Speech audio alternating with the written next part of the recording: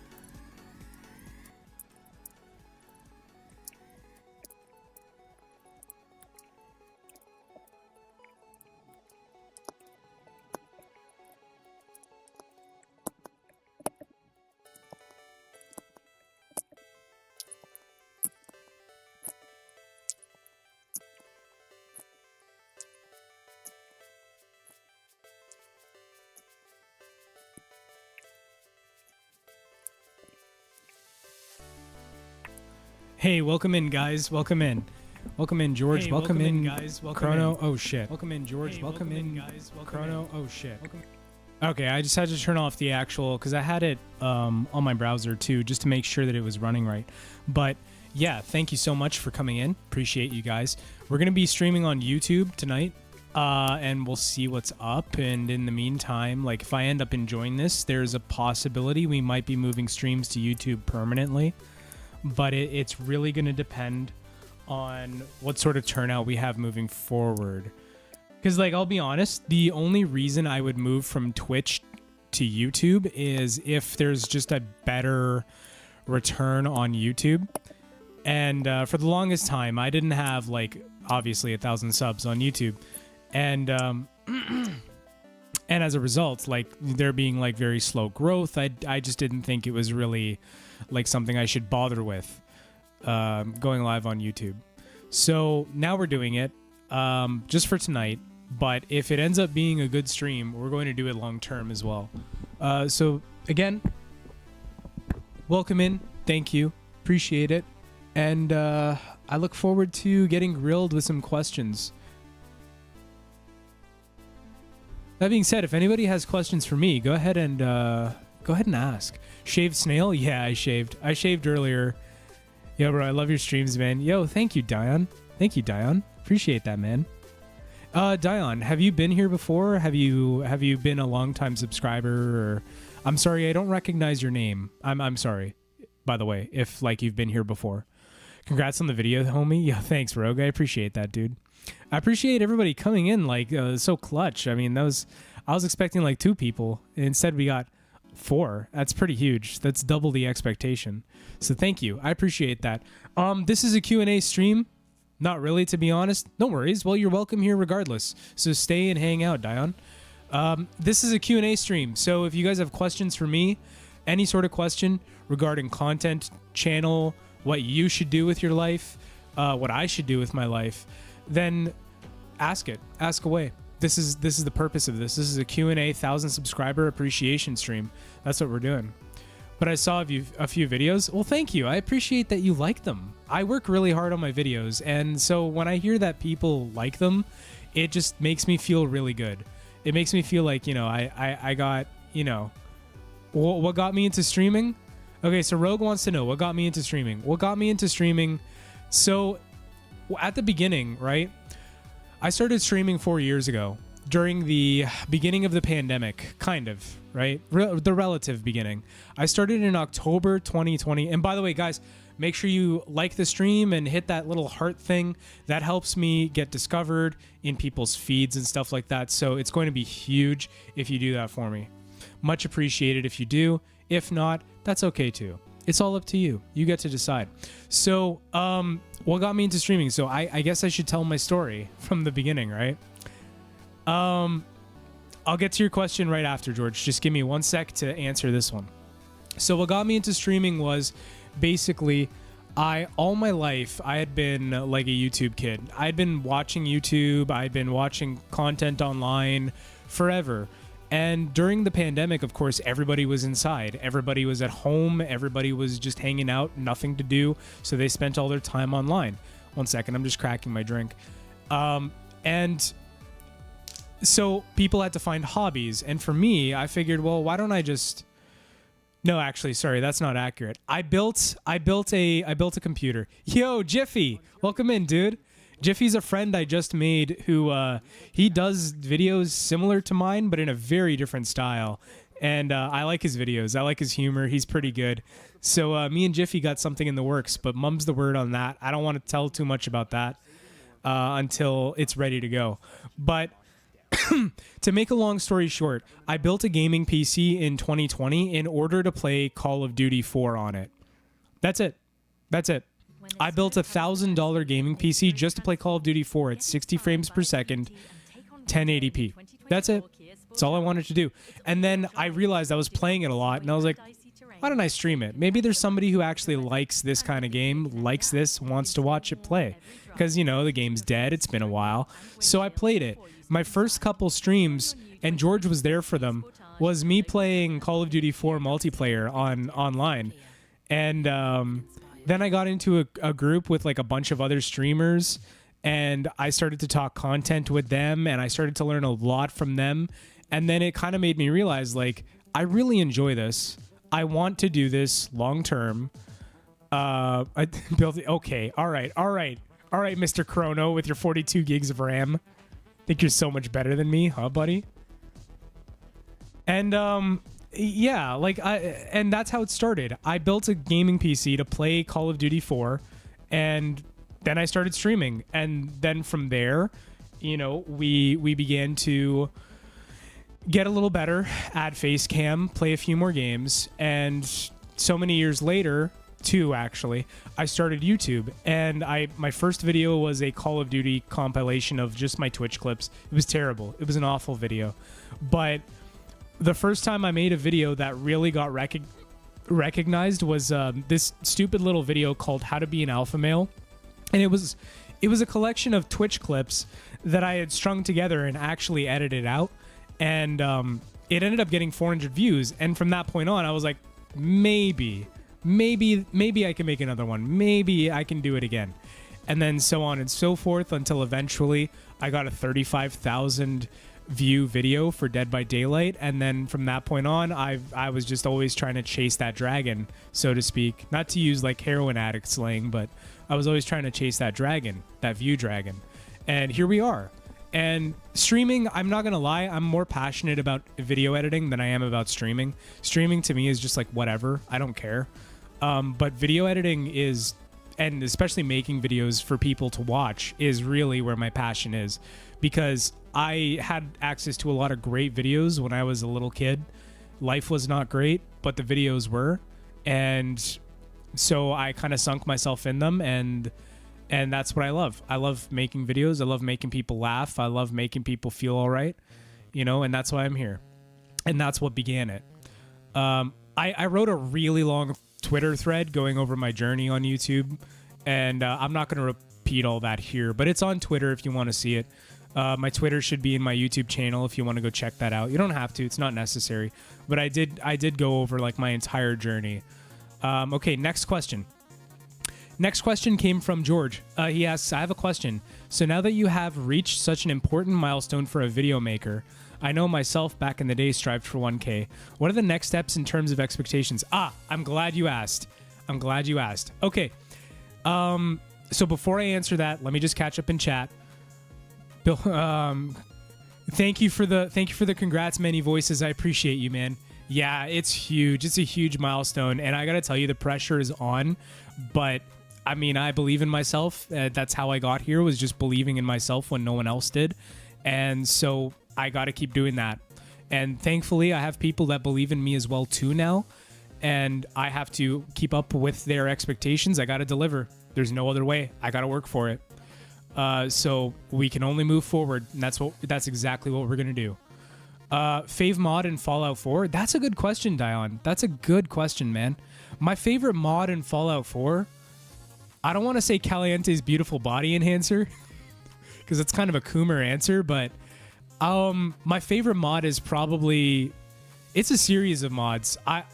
So my biggest problem with Fallout 4 is the guns. Honestly, the gunplay, the guns, the aesthetic of the guns, I think they're all terrible. I really hate them. I do not like them. I always swap the guns out. Almost always. Because I just can't deal with them. I always swap the guns out. And I always balance it to like fit what I believe should be reasonable of a first-person shooter in terms of damage. So that's kind of just what I do. Every single time I start a new run, it is never without a weapon mod, and I always replace the vanilla weapons. Always. So there's your answer. Let me shoot it back at you, Dion. What's your favorite Fallout 4 mod? Okay? That's what I want to know. What's your favorite? Because that's a valid question. Anybody who's played Fallout 4 in here, what's your favorite Fallout 4 mod? Now that we're on the subject. Snail, you should do a short series over moments in your life if you wanted to talk about it, or maybe give people advice. You know, I tried to do an advice stream like many years ago when I was still trying to be a just chatting streamer, and it never panned out. I might still do it. Who knows? I might put out a few TikToks just like as inspirational things for other YouTubers, just to say like, hey, don't give up. Like, you know, you will figure it out in time as long as you work hard and you actually put yourself to the task, apply yourself, figure it out. You will end up with something that is unique, that is yours, and that you can be proud to call your own, which is what I have now. My highest viewed vids are Scooby-Doo chase scene dub and a video talking about Cloud versus Link. Well, what does the Cloud versus Link one have? I imagine that would be the biggest one. Don't speak yet. Fallout London will get jealous. Yo, okay, Fallout London's coming out, guys. I can't wait to play that for you. I'm going to make a video for Fallout London. When it comes out, we're going to play it vanilla. I'm not going to add anything to it. It's going to be vanilla. I won't even do God mode. I'm just going to let me be bad at the game. And we're going to play Fallout London, and I will make a video for you guys.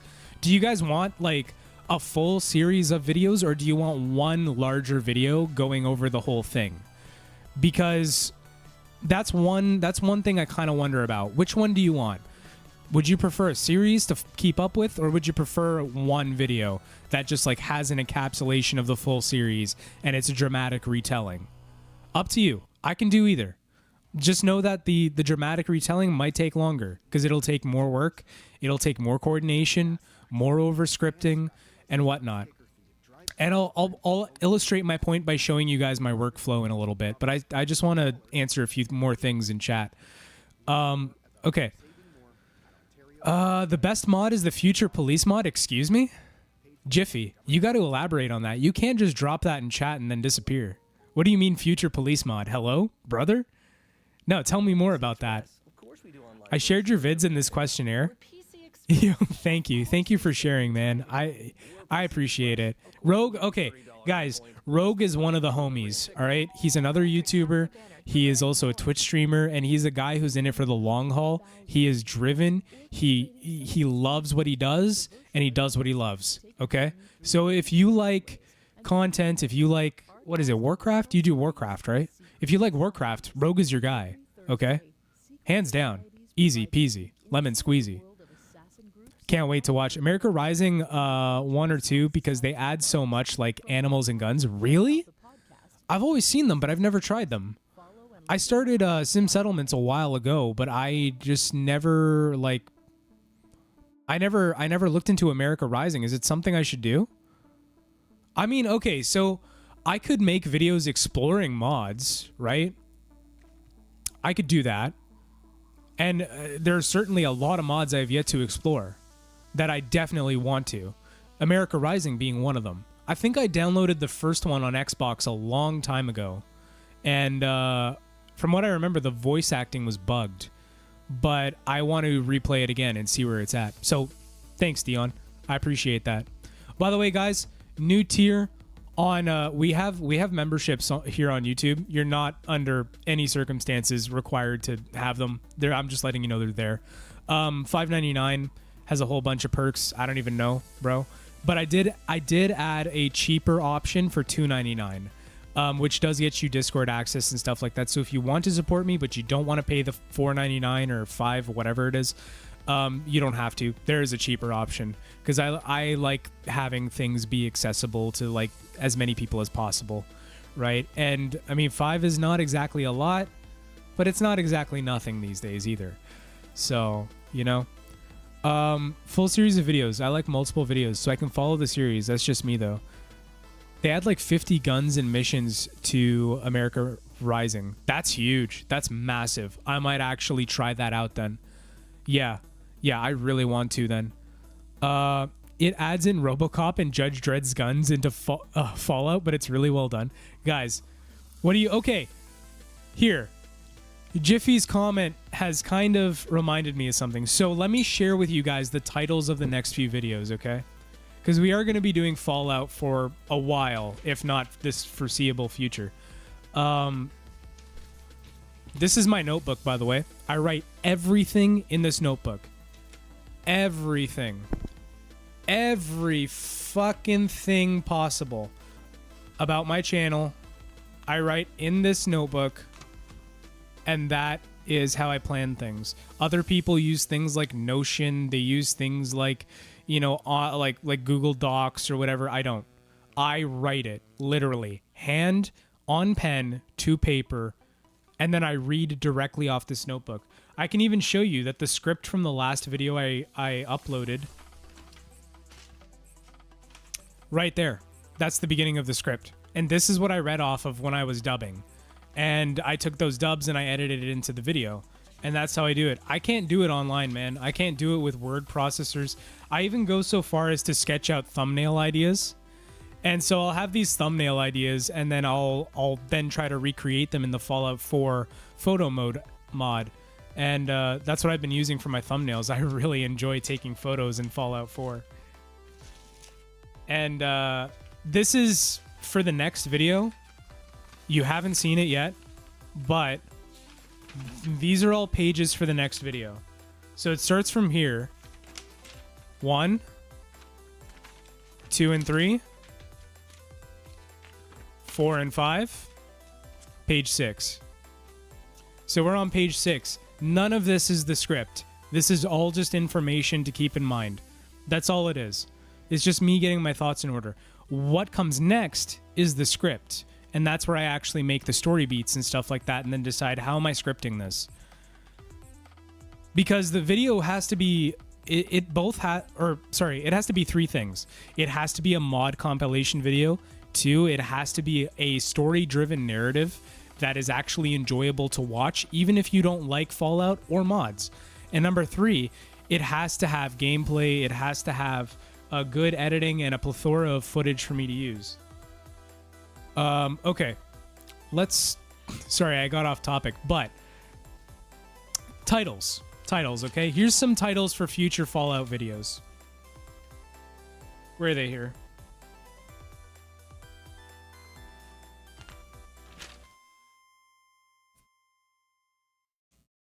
Oh, here.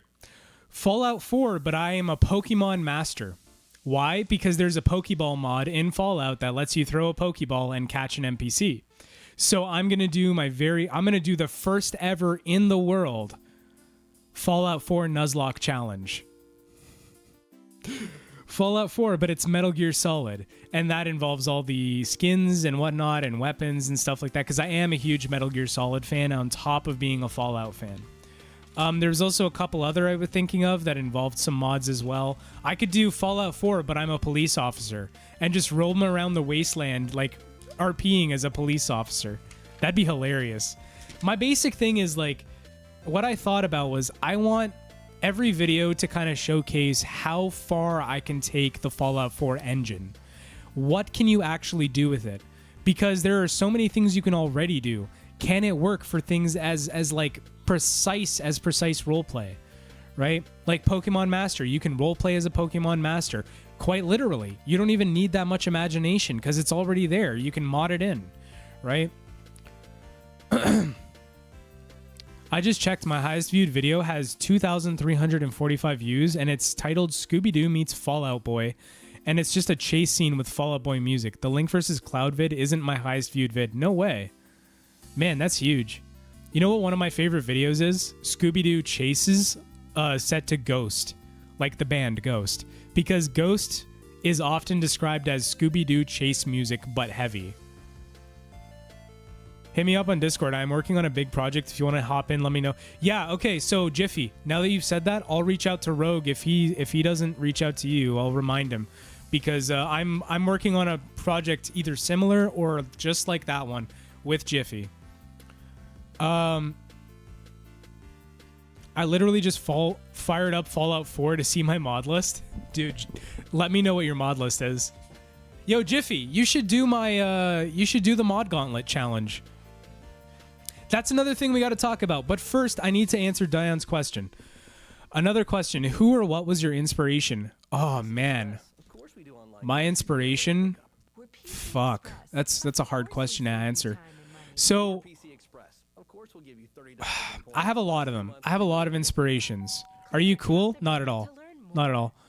I'm so uncool, I'm married, believe it or not. My wife is cooler than I am. By the way, everyone say hi, that's my wife. But...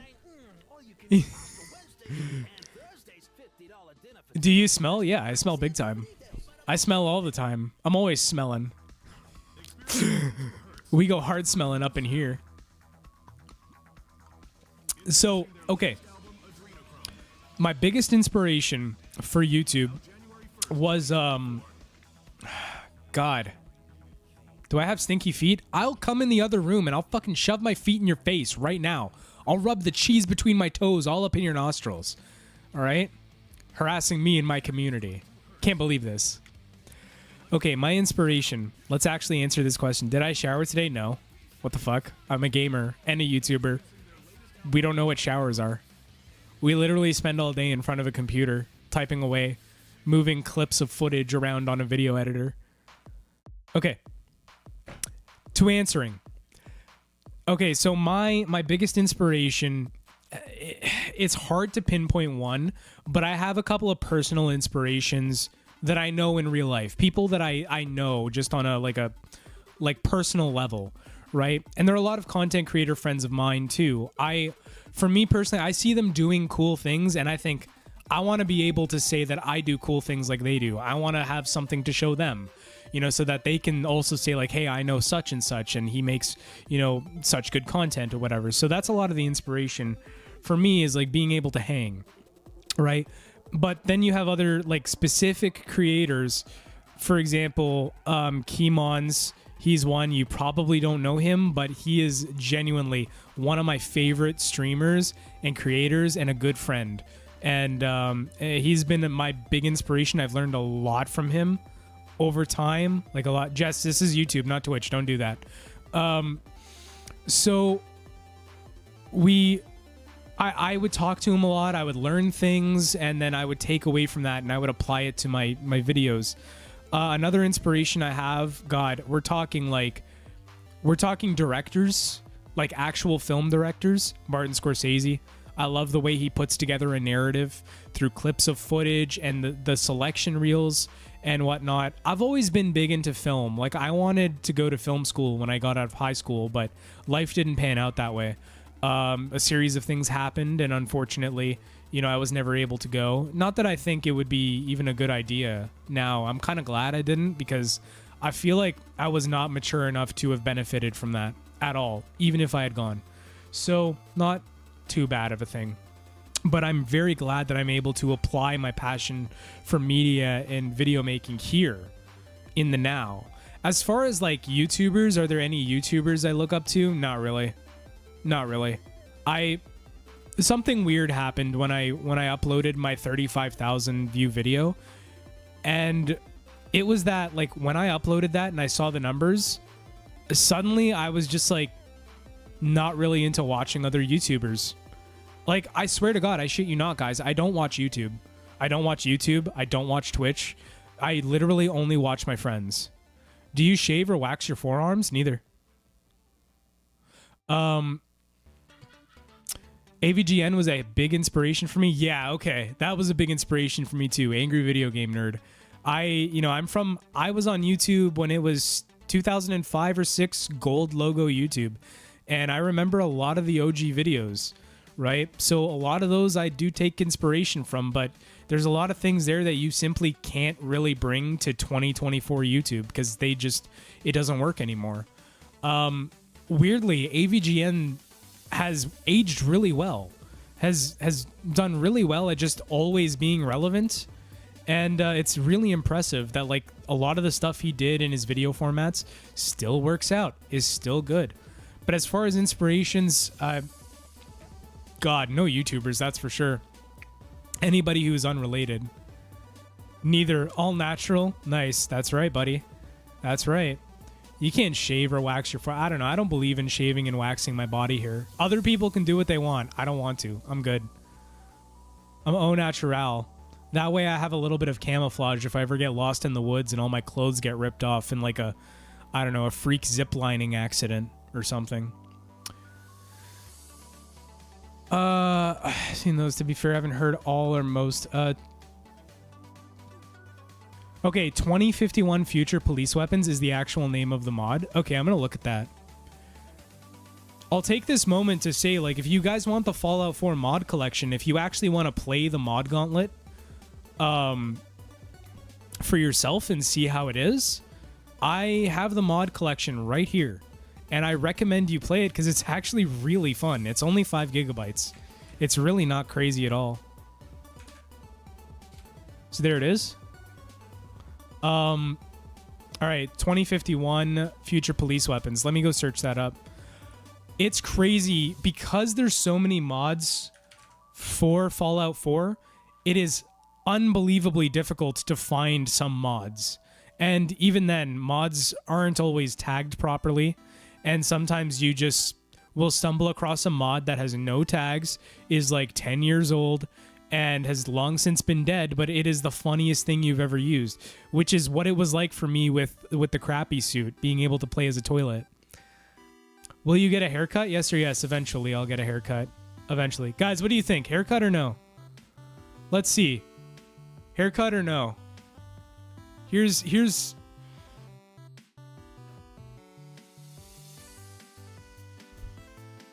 That's how long it looks. Buddy got me the entire AVGN box set. There's an AVGN box set, Carl? No way. First inspirations for myself, a lot of StarCraft 2 streamers and content creators that aren't around anymore. What happened? Hey, Snails, I gotta go because it's 2 a.m. here, so yeah, bye. So sorry I didn't catch that in time, Dion. But yeah, you have a good night, buddy. Thank you for stopping in. Really appreciate your question. Really appreciate you being here. Huge, massive that you guys are all here right now. Appreciate it. Yo, who came in on the last 2 videos? Who started watching on the last 2 videos? I just want to know for like, just for like gauging community purposes and whatnot. Mainly just my own driving goals, and that's where I'm at too, Rogue. You know, just my own thing. What do I want from life? What do I want to do? I want to be a YouTuber. I want to make funny videos that make people laugh and go haha and forget about their problems for a bit. That's what I want out of life, and so that's why I do what I do. I play on console, so no to a gauntlet. Yeah, and I don't think that gauntlet actually works on console. That's the shitty part. Jiffy, when you get your PC, try it out. I'll even fucking buy you the game. I don't care. I like your hair the way it is, but that's just me. Oh, thank you, Pinball. That's so cute. I love you. A little cupcake. Don't cut your hair. Those some sexy, luscious locks. Oh, I appreciate that, Jordan. Massive, dude. I don't know. I might have to tell my wife now that I'm not cutting my hair. She's been wanting me to cut it for the longest time, but I personally, I think I look pretty good with it. I don't know. She says that it makes me look like a lesbian, but that isn't very far from the truth because I love women. So, what the fuck? Still soaked to be your 1,000th sub. That's a huge milestone. I subbed after the algorithm recommended your mod gauntlet. That was huge, Carl. I remember you forever for that, dude. That was huge. Really appreciate it, too. I've been blessed recently by, like, the algorithm. I don't even know what I did, bro. I don't know what sort of ancient voodoo AI magic I pulled off to be able to, like, be that discoverable that literally 60 people subbed to me for one video. That was crazy, man. You were you, and that's the hardest part to believe. That's the hardest. I don't know why. For me, it's the hardest part to believe because I'm always me, and I guess it was the way I did the video was just unusually good, and YouTube really liked it. Yo, hey, what's up, Michaela? You knew what you were doing, and it was confidence. You're absolutely right. You know, I think I've been doing it for so long that I've gotten to a point where I'm just really confident with what I do. I'm very confident. I'm able to get into DaVinci, do what I need to do, get out, and live the rest of my life for the day. And I mean, the fact that I'm writing in a book, I'm scheduling things, I'm treating it as a job. You know what I mean? That hair completes you. Don't listen to her. Oh, you're yum, aren't you, buddy? Oh, boy. Oh, boy. Yeah, but she might not be into bearded women. Oh, that's a good point. That's a good point, man. I don't know. She might not be. We might have to pull some MK Ultra type stuff on my wife just to convince her otherwise. You know what I mean? Have her seated in a medical chair with, like, I don't know, like in a dentist's office, watching a repeating loop of, like, bearded women kissing or something. Maybe she'll change her mind after that. Great audio quality, good video pacing. That's what did it. Yeah, I guess it was. So that means we got to do it again on the second time. So actually, good point. It is, if one is to purchase a green G-string, where may one find said G-string? I think that's my next question. Ah. All right.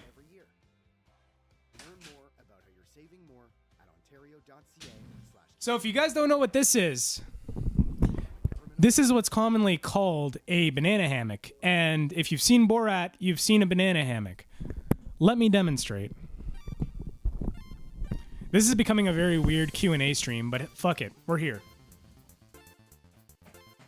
So, a banana hammock consists of a piece of fabric with two slings to go over your shoulder, and this is typically worn on the male body. Females can wear it too, but you might find that there's a bit of a breezy patch in the genitalia area that might make walking down the beach during a sunset unpleasant.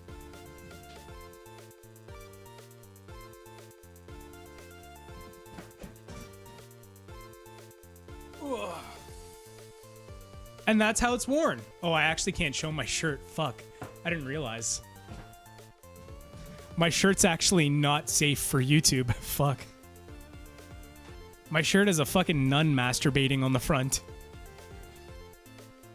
I straight up, it's just been like so many years since I've seen it around the house. It doesn't even register anymore. I'm just like, whatever, who cares? But I purchased mine from Spencer's many years ago while I was hanging out with you and your ex. So that's where you can get them, from adult stores, novelty stores, etc. That's where you get them. Oh god, I'm really far behind. Jess, can you please stop spamming that? It actually is making it very difficult to keep up with chat. Like, I'm not joking. Decent voice for streaming as well. Annoying narration immediately makes me switch videos. For me too. I hate it when people have like nails on chalkboard voice. And I get it. There's not a lot you can do for your voice, but, like, you know, Where they have an annoying narration voice and a great face, I have a great face and voice for radio. So it balances out. You're just really spot on in that video, and you were real. Like I was telling you, you showed so many emotions during that video, and the over dialogue was great. Dude, I rewatched the toilet deaths, and I fucking died howling so many times editing that. I had so much fun with that compilation of deaths. You're really good at sucking that vape stick. That is salacious, sir. That is salacious. You're gonna have to make an appointment with my wife if you want to be a stand-in blower operator. Just saying. It was a solid video through and through. Based MK Ultra all women, except for the ones I like. Except for the ones I like. I am here. Oh, Jesus Christ. Can you do the lip bite? Nah, not tonight. My lip's a little sore. I've been biting it a little too hard. A little too hard. You know what I mean? Mankini? That's exactly what it is, man. It's a mankini. My name is Bharat. I like you. I like sex. It's nice. I can recite that whole movie from memory, by the way. I love that movie so much. Which, by the way, if you guys ever want to watch movies with me and the community on Discord, just join the Discord.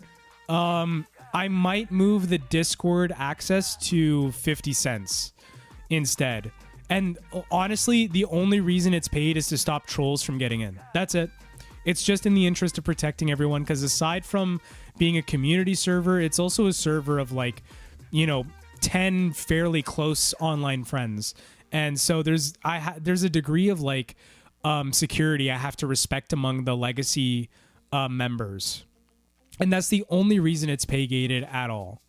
But otherwise for right now, $2.99, but you don't have to. Just wait until the price drops, and it'll drop. It'll drop substantially. But you can also do it if you want it too. My legacy member, you're literally in the Discord.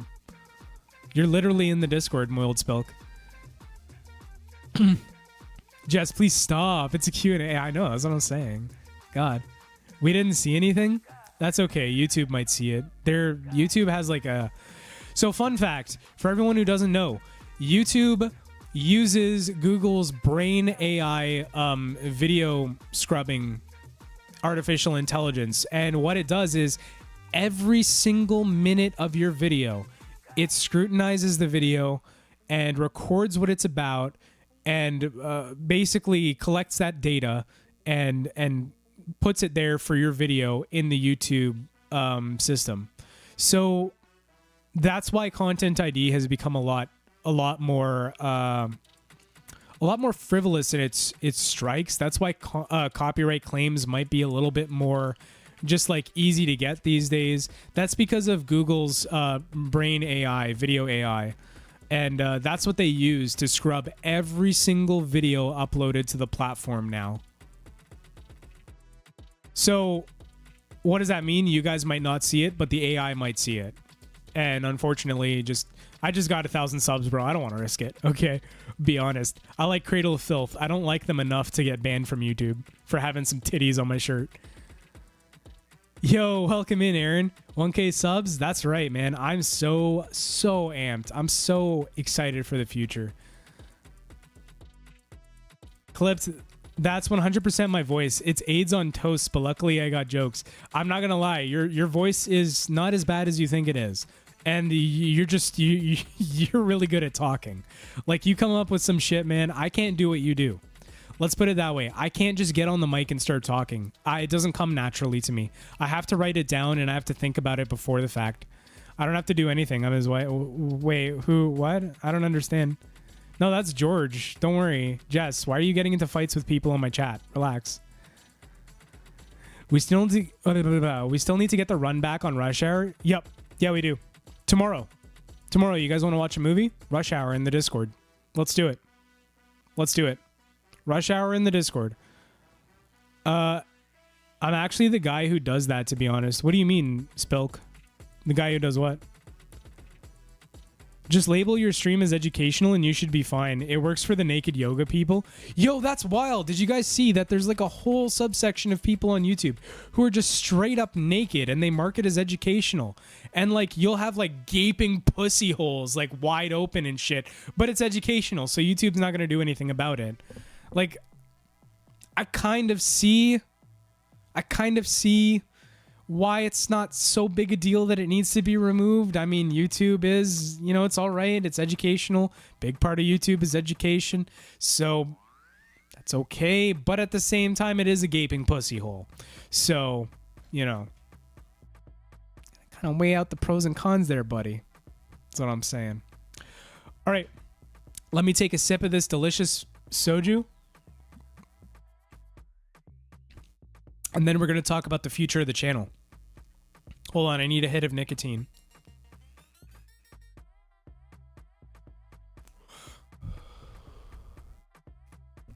Okay.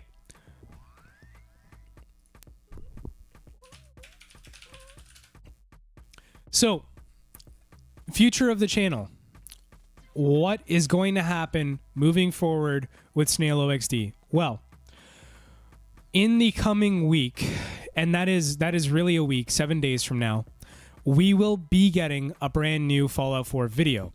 And this is going to be testing weird weapons from the EPA weapons mod that adds over 150 of the most impractical, most unbelievable, weirdest weapons you've ever seen in a video game ever. We're talking weapons that like fling your opponent way across the map, that are capable of like lifting a death claw in the air and into an alien spaceship, okay? This video is going to be fun. It's going to be a lot of fun. And basically the narrative that I've set up is I'm a vault dweller girl who wants to go to Concord to save Preston Garvey, and along the way I use all my weird weapons on different groups of enemies that I encounter. And it starts in Diamond City. Like, that's my starting point in the game. So nothing else has been explored yet. And that's the video. It's going to be a lot of fun. I'm going to have fun editing it. I finished recording it last night. Tonight is scripting night, and we're going to be putting it together slowly over the next week. So keep an eye out for that. That's the next video. Moving past that, we're going to be doing the Pokemon Master video. Okay. Fallout 4, but I'm a Pokemon Master. That one's going to be huge too. And then beyond that point, it's a little bit more flexible, but I'm hoping that takes us kind of close to Fallout London, because I'm really excited for Fallout London, guys. It's basically Fallout 5, okay? That's how big Fallout London is. Fallout London is going to be the biggest thing in Fallout for literally almost a decade, okay? Almost a decade. And so I'm really looking forward to playing that. We're going to go over that. We're really going to role play it. And I might stream it on Twitch. I might stream it on YouTube. But either way, I'm going to stream it, and you guys will get to be there for it, okay? During the gameplay, we are going to turn alerts, text-to-speech. No, actually, text-to-speech we'll keep. But we're going to turn the video alerts off, the video redeems. We're going to turn those off because I want as good an editing experience as I can get. Okay, because I want to be able to eventually post it to YouTube, and just too much shit going on screen is not good for a video after the fact. Okay, fine, Leatherman, fine. We'll just do Leatherman. Just Leatherman, okay? If there ends up being a lull between Pokemon Master and Fallout London, because I know the Fallout London video is going to take me a long time to make. It's going to take me at least 2 weeks, okay? And that being as it is, I'm going to have to put another bit of content in there, another video just for the YouTube algorithm to stay happy with me. We're going to also do a ranking video. We're going to rank all the Fallout games, okay? Because I've played them all, and I have them all. And we're going to rank them, and we're going to talk about them. And you'll get to find out which are my favorite, which are my least favorite, and which ones I still play religiously today. Spoiler alert, Fallout 4. But I like them all, and it's just a matter of where they place in terms of quality for me. I feel like that's a very personal thing, too. Everyone has a different favorite Fallout game. For some people, it's New Vegas. For other people, it's 3. For a lot of people, it's 4. For a lot of other people, it's 1, right? For the longest time, for me, it was Fallout 1. Per my GF, the best Fallout game is Fallout Shelter. Guys, you want to play Fallout Shelter right now? Is that something we should do? I actually don't hate Fallout Shelter. I think Fallout Shelter is an okay casual game. Favorite bands, preferred music genres? No, I shouldn't play it? Ah, damn. All right. Well, since I'm a... Please, God, why? What's wrong with it? Why don't you like Fallout Shelter, bro? You have something against casual gaming? What's wrong with you? Fallout... It's on Steam. It is on Steam. I'm just going to add it to my library. That's all. I'm just adding it to my library because I might actually do a video for it at some point. Can I beat Fallout Shelter as a bloodthirsty dictator? Oh, that's a big one. I got to write that down, actually. That would be a huge video. I got to go back to the page with the titles on it. Right there. Oh, no. Wrong page. Now this is the right page. Okay. Can I beat Fallout Shelter as a bloodthirsty dictator? And then in the thumbnail, it's gonna have a picture of Todd Howard as the overseer. That'll be hilarious. Oh man, is Jessica actually your wife and she's actually new here? These are questions we all want answers to. God damn.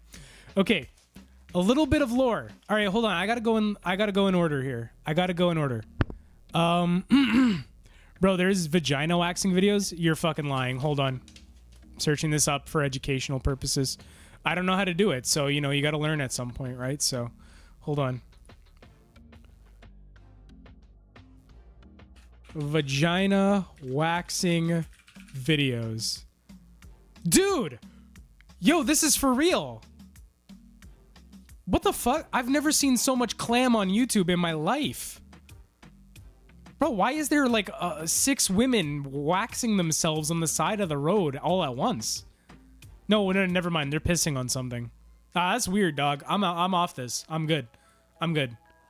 That was crazy, dude. The wild shit you see sometimes, but those are educational, so it's okay. Okay. Is Jessica actually your wife? And is she actually new here? So, Carl, I'll fill you in on some lore, right? So for the past 4 years, I've been a Twitch streamer, and on Twitch, you can have channel point redemptions. And channel point redemptions are... Yo, thank you so much for the super chat. I appreciate you, Ian. Oh, man, welcome in. Guys, let's have a round of applause for our first ever super chat on the channel. That's fucking massive. Thank you, man. Really appreciate it.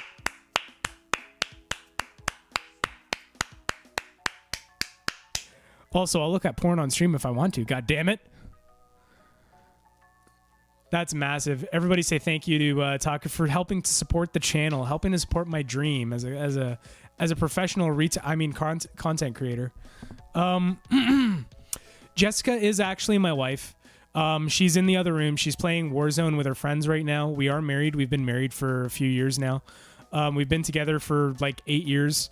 And we love each other. It's incredible. She's not new here. On my Twitch channel, there's a channel redeem called Hi, I'm New Here. And it costs 10 points. It's super cheap. I mean, like, basically, all you have to do is follow and you can redeem it. Here's the problem. I never put a cap on how many times you can redeem it. So, and for some reason, I just haven't done it yet either. So for years... People, what they do when they come into my Twitch stream is they'll spam that redeem like 50 times, and I'll just get bombarded with Twitch redeems of like, hi, I'm new here. And I'll just end up screaming like, hey, no, you're not fucking new. Stop. Of course, it's a joke. Like, I'm not actually screaming because I'm frustrated, but it's just, you know, it's a little thing for they're entertained. I'm entertained. It's pretty funny, you know? So, yeah. It's less funny on YouTube. Especially in an environment where I have to keep on top of chat so I don't fall back. I don't want to leave anybody behind, right? So, yeah, there you go. Pinball says, I've seen videos where they put a camera literally inside the nether regions. All right, one sec. I gotta search YouTube now. Fallout 4, but it's Halo 7. There's a Halo 7? Actually? Like, is there? I don't actually know. I haven't played Halo since I was 12, so I never felt the need to go back either. If need help on a random mid-roll video, hit me up. Yeah, for sure, man. For sure. For sure. Absolutely. I'd love to. Yo, Carl coming through with the fucking super chat, dude. I'm sorry. There's no noise or anything or alert when it comes up. Thank you so much for the super chat, dude. That's fucking huge. For $6.96. Hey, let's go. Everybody cheer for Carl. Thank you so much for the super chat, and thank you for helping to support the channel. Much appreciated. Just clearing my throat out. You know how it be sometimes when you're the throat goat. Per my GF, the best Fallout game is Fallout Shelter. I've already read that. Fuck. My bad. Let's see. Okay, I think I'm finally caught up. They have a stream safe version. Chubbs, welcome in, Chubbs, man. Nice to see you, dude. Welcome in, welcome in. Never forget the Nair incident. What was the Nair incident? What happened with Nair? The only thing I can think about for a Nair incident is like, if you like, I've heard a story about somebody had their shampoo replaced with Nair by like a vindictive girlfriend or boyfriend, and it literally took all the hair on their head straight off. He's the next Aiden Ross. Leave him alone. Bro, I'm trying to get that internet idiot money, you know what I mean?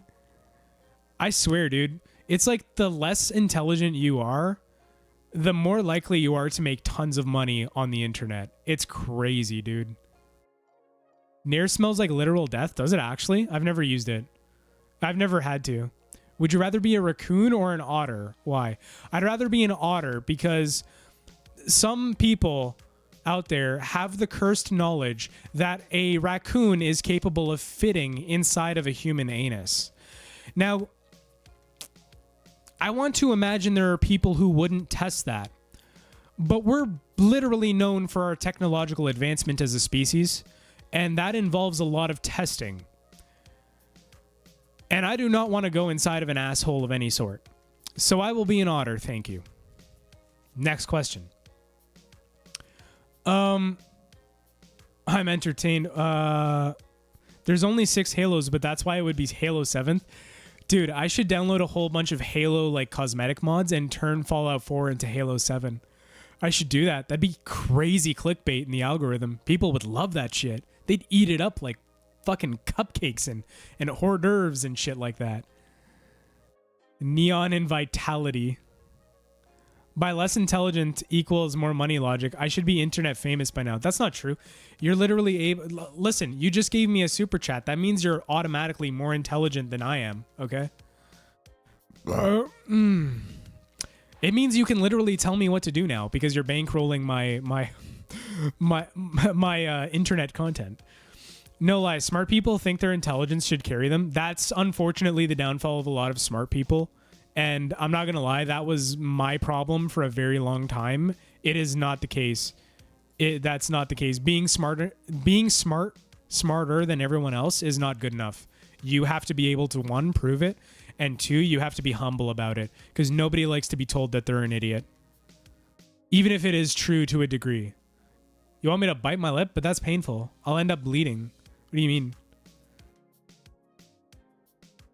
So is that a no to streaming Shelter 69? Wait a sec. That's a real game? Shelter 69?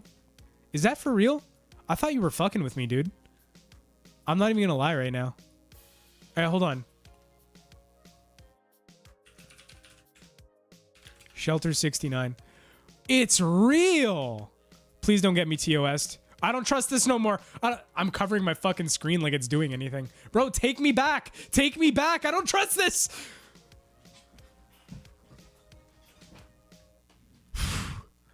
That was close. Whew. That was close. Well, almost, but we're thankfully close, but no cigar.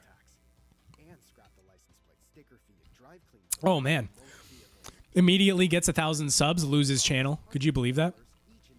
Why would you screen share? Listen, I said When you gave a super chat, that meant you were smarter than me. Did you think I was lying? No, I was not. I was being truthful. That shit wasn't a joke. That looks just like my thumbnails, for real. Jiffy, next time you got to use some of the vagina waxing stuff as your thumbnails, man. I feel like that would go big in the algorithm. I feel like that's your niche right there. Dance for my entertainment, you jester. See, the trouble with that is a lot like Prince Andrew can't sweat. I can't dance. So I'm physically incapable. I never learned. And in fact, I lack the genetics to do it. So, yeah. Mick March says, would you rather have toes for fingers or fingers for toes? That's a good question. That's a good question. Would I rather have toes for fingers or fingers for toes? You know, I think I would rather have... man. I'd rather have fingers. I'd rather have fingers for toes. And I'll tell you why. Because I use my toes to grab stuff anyways. Like, legit, I shit you not, guys. Like, if something is on the floor and I need to grab it, I don't use my hand. If my shoes are off, I use my toes. And I grip it with my toes, and then I lift it, and then I grab it up with my hands. That's how I grab shit off the floor all the time. Ask my wife, she'll tell you. Like, that's literally how I grab everything off the floor. Let me suggest it to my wife. Yeah, go ahead. See how she feels about it. Do you shave or wax the nether regions? You know, like... Neither? Neither? Really? I don't know. Sometimes I take a clipper to that shit and I'm like, oh yeah, let me check this out. But then it's like, it's too much work. So I just don't do it again for like years. Until 5 years later, I do it again. Because I don't know, felt cute that day, I guess. Fingers for toe, all day, so much useful. Yeah, for real. Like, toes, if you think about it, are really not that useful for anything other than keeping us balanced. But if you have fingers for toes, you can do that plus some anyways. All right, yo, you guys have been asking me questions all night. I have a question for you guys. What other games do you play? What are some games that you play that don't have anything to do with Fallout, don't have anything to do with anything you've seen on the channel yet, that you've just been playing in your spare time? Okay, because for me, one game I've been playing a lot of is Baldur's Gate 3. And I thought about just making a quick video for Baldur's Gate 3 talking about my experience with the game and the things I don't like about it. And strictly that, because not that I don't like the game, because I do, but there are things that just really wear me down about the game, and then I end up burning myself out. Currently playing Infinite Wealth on my Steam Deck. Yo! I want that game. I want that game so bad, dude. So bad. I literally can't wait to play it. I just haven't been in a position to buy it yet. That's the problem. So, like, I literally can't wait till I can play Infinite Wealth. I've played all the Yakuza games. I've played Like a Dragon. I played Like a Dragon Gaiden. I played Yakuza 1 through 6. At one point, I was going to make a video for Yakuza, like talking about my opinions about it and my experience. Because it's my opinion that Yakuza is the best male power fantasy ever made. The best.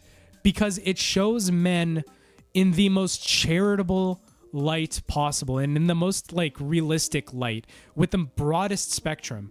And we really don't get it. We really don't get that sort of thing in the media at all. Thank you so much for the super chat for $20, man. You guys are too good to me. You guys are too good to me. Clap, everyone. Carl just donated $20 for the Infinite Wealth Fund. I appreciate you for that, man. Like, big time, really big time. I appreciate that. How's Nightingale? I've heard good things, but I haven't played it because I've just been busy with Fallout. And honestly, honest to God, if I'm not making a video for it, it often doesn't get played. That's how it goes with a lot of these video games now. That's why you'll notice, like, sometimes there's like a month between videos for me. That's because I was hooked on a game. And then all of a sudden, like a week later, I was like, oh shit, I don't have a video. And then I scrambled to make one. Could never really get into playing Yakuza. Chrono, do you like JRPGs? Because you might not like the Yakuza mainline series, But if you like turn-based JRPGs, especially ones that are super ridiculous, you will definitely like Yakuza 7 Like a Dragon. You will definitely like it. So Nightingale on the PC, yeah, I haven't played that one yet. I've heard good things about it though. I've heard it's like D&D, but like a survival base building game. Borderlands, Baldur's Gate 3, Final Fantasy 7 Rebirth. I heard all those. I don't really know what to make of Final Fantasy 7 because I'm gonna be honest, I've never really played Final Fantasy 7 before. I've never really been that big into Final Fantasy. My wife loves Halo Infinite, and it has instantly taken me back to the Halo 2 days of my childhood. Dude, Halo 2 will forever be one of my favorites for that reason. Strictly because it was in my childhood. That's it. I haven't played any of the Halo games in a very long time, though. I feel like I definitely should at some point. Could never really get into playing Yakuza. Oh, right, I read that already. Anyways, pinball, point being, you should try Like a Dragon on Game Pass if you have Game Pass, and just see if that's for you. It's a low-cost way to try the game out, and you might even enjoy it. I didn't think I would like it. It ended up being my favorite game of the year. Like, I shit you not. It ended up being the game that I thought was the best game of that year. Hands down. Blasted through Rebirth. So excited for part 3. See, guys, you guys are talking about Final Fantasy 7 Rebirth. I'm waiting on Rebirth Island for Call of Duty because me and my wife love playing that game together, especially on that map. That's wrong. Yakuza is soft compared to Gungrave Gore on easy. That game makes me feel like Chuck Norris. Gungrave Gore. What's that for, Jiffy? Is that a PS2 game? This is the perfect time to check out FF7. The remakes are great. My game of 23 was Hi-Fi Rush. I have Hi-Fi Rush installed for Game Pass, right? But I haven't played it yet. But I've heard a lot of really good things. I've heard it's basically a PS2 game in 2023, which is a very attractive prospect, of course. So I'd like to play it at some point. So I will. The remakes are great. So what game do I start with if I'm going to start Final Fantasy VII? That's the question. What game do I start with? What's that first game? Because, as you can imagine, for somebody who doesn't know anything about the series, it is extremely fucking confusing to figure out what I should play first. Extremely. The originals were on PS2. Gore is the newest one. Oh, is it? What's the premise? Is it just like another mash 'em up like Yakuza? Keep in mind, like, Yakuza is very repetitive during the fighting games, but a lot of the reason I like it is the plot. Like, the plot is just, to me, like, I just fucking love how wacky it can be, and I love the mini games. In my opinion, if you play Yakuza without any of the mini games, it's not Yakuza. It is just a very mediocre fighting game. But with the mini games, it's so much fun.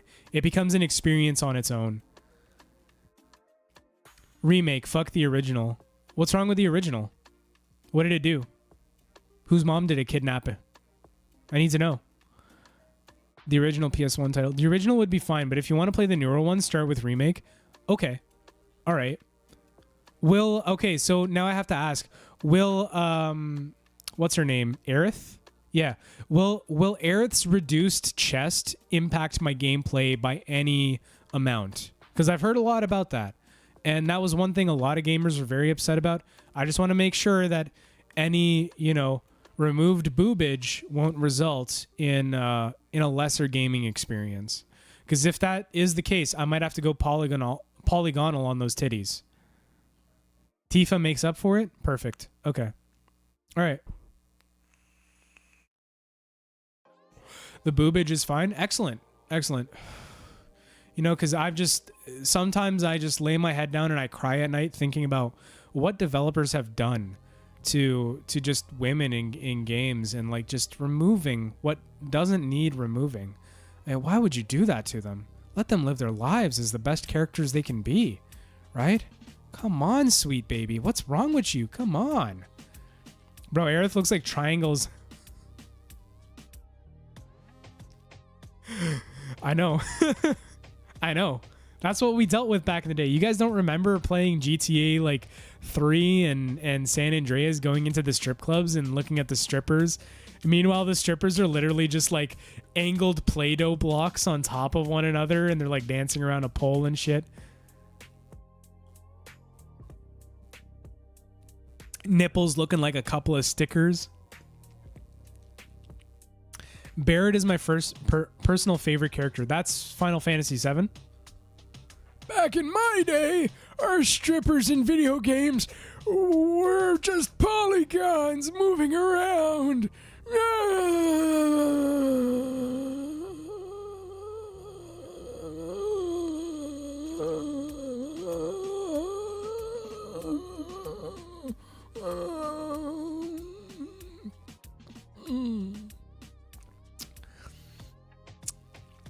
Yeah. Yeah. Huge. Old Snail yelled at polygons. Fuck. That's good, man. That's good. Okay, so I tell you what, boys. I'm not going to be streaming all the time on YouTube because Twitch just has more functionality. And there's going to be... I have an idea where I'm going to give you guys the ability to take control of my Fallout 4 game while I'm playing it. That's only possible on Twitch. It's not possible on YouTube. So there's some things that I won't be able to do on YouTube streaming, so I can't switch over entirely. But YouTube is great for these Q&A things where I'm literally just talking to the audience. So if you guys at any point do feel like... I'll give everyone a freebie right now. Here's what I'll do. I'll give you all a freebie right this moment. Okay? You don't even have to, and this is just me doing this because I like you all. There's the invite to my Discord server. You can go ahead and join up if you want to get notified, or if you just want to chill with the community. Tomorrow we're going to watch Rush Hour. Okay, that's huge. That's huge. That's massive. Big massive, okay? There's also a stream meme section if you'd like to make memes to humiliate me or commemorate things that happened on stream, right? Huge, massive. So go ahead and click that link if that's something you're into. If not, that's okay. I understand. No hard feelings. If you'd like to keep up with YouTube streams, or sorry, God, what am I saying? Fuck. If you'd like to keep up with YouTube streams, this is my... I did it again. I'm a fucking... Fuck. No, shut up, me. I don't care. I've seen this video like dozens of times already. Every time I click on it, I hear my own voice. I like the sound of my own voice, but not while I'm talking. And that's the Twitch channel. If you guys ever feel like watching on Twitch and just seeing what I'm doing, Twitch is where I stream way more frequently, just because there's very little expectation of what I should be doing on Twitch. I literally do not care about my Twitch numbers. I've been streaming on Twitch so long. Twitch is honestly probably one of the worst sites to try and like make a career out of. It's probably one of the worst sites in general, but it's also at the same time got the best integrations for like silly things that you want to do live on stream. So go ahead, follow that. You'll get access to my live streams. You'll be able to redeem points towards things like having clips show up during live streams that throw me off, playing some references and stuff like that. How many gamer words am I allowed to say on the Discord? Not too many. Not too many, just because, like, at the end of the day, I do want everyone to feel more or less welcome. But at the same time, you know, it's not a big deal if you end up saying, like, you know, hey, it's kind of gay, right? It's not a big... Because you can follow that up with, and that's a good thing, right? Now you're stuck with me in Discord at Wimpium. That's understandable. I mean, hey, I probably don't understand the implications of what I'm getting into now, but let's do it. All you got to do is go through the rules, check all those off and whatever. And yeah, poggers? Yeah, poggers is allowed. Yeah, poggers is allowed. Just not, don't swap the P and the O with F and an A. Don't do that, because that's just not right. Okay? I heard that's their replacement on the Grindr streaming service. They replace P and O with an F and an A for Grindr streaming. Which I didn't even know there was Grindr streaming, but I guess there is. I mean, fuck. The more you know, right? Okay, so I should probably stop doing that. I can do that. Whoops. What do you guys think? Are we playing a game? Unless you guys have more questions for me, go ahead. I'm an open book. You can read me like a book, in fact. Especially when I have pimples, because then it's like Braille.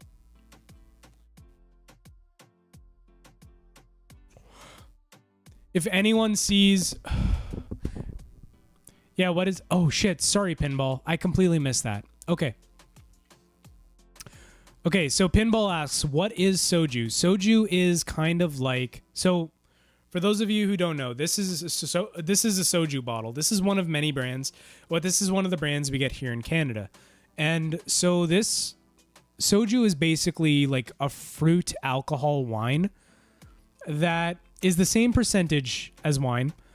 And it is generally very sweet. It has a really good fruit flavor, and it's one of the best. Do a heel flip. Congrats on 1,000. Thank you so much, heel flip. Welcome in, dude. Glad to see you here. See above for my long comment. Okay. So Pinball, just to elaborate on my answer as well, this flavor is grape, and it is very, very accurate. It's sweet. It's a little tart because it's grape, but it is a very smooth drinking experience. And if I was to knock this whole thing back, I'd be fucking hammered, buddy. So, like, you know, if we end up taking the after party to twitch.com, because there's literally no fucking rules on my Twitch channel. I don't care. I literally don't care. So if we end up taking the after party there, and I do end up getting hammered, I'll describe what it's like, okay? Carl asks a question, very good question. In all seriousness, for good content and good algorithm abuse, games with good mod libraries, indie games, and self-set challenges equals views. I've noticed that. I've definitely noticed that. And that was a result of like me just deciding to one day say, fuck it. I've been playing so much Fallout 4, let's just make a video. Or it started with a stream. I did a Fallout 4 stream because one day I was like, I really don't care. Like, I just want to do something. And then I did the stream, and then immediately after, I was like, there might be something here. So I edited it, and I got the first video, and then the first video did great. And I was like, okay, I'll do part 2. And so I did part 2 and did the part 2 video, and the part 2 video is, granted, a little slow, but, you know, give it some time, and it might go places. And if it doesn't go places, that's okay too. We're in the algorithm for this sort of content, and that's what matters. So I've noticed that as well. And I actually, in the first 2 Fallout videos I did, I outlined a challenge called the Mod Challenge. And, the Mod Gauntlet. And the Mod Gauntlet, what the Mod Gauntlet is it's a mod challenge that's designed to be modular between all sorts of different types of games. All sorts of different types. So games I looked at, Cyberpunk, Sekiro, which I'm a huge Sekiro fan. I'm a massive Sekiro fan. Any of the Fallout games, pretty much. Any of them. What else? Not really. Baldur's Gate 3 doesn't lend itself well to making videos, unfortunately. Although I'm pretty sure I can make a different kind of video for Baldur's Gate 3. Postal 2. Postal 2 can totally be a Mod Gauntlet game.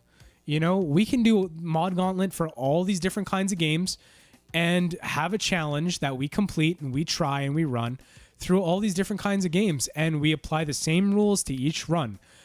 Every time I heal, I install a new mod, and it gets just progressively sillier and sillier as time goes on. Now, it will take me curating the mods because obviously it would take really fucking long for me to just look for mods. So I'd like to have a concept and a grasp of what mods are available in the pool to install.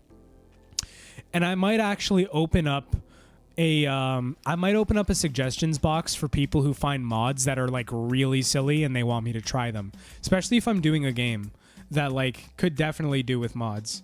And I have a lot of games that could do with mods and that I could do a challenge run on. So the future is bright, is what I'm trying to say. It's very bright, and I'm very optimistic. Very optimistic.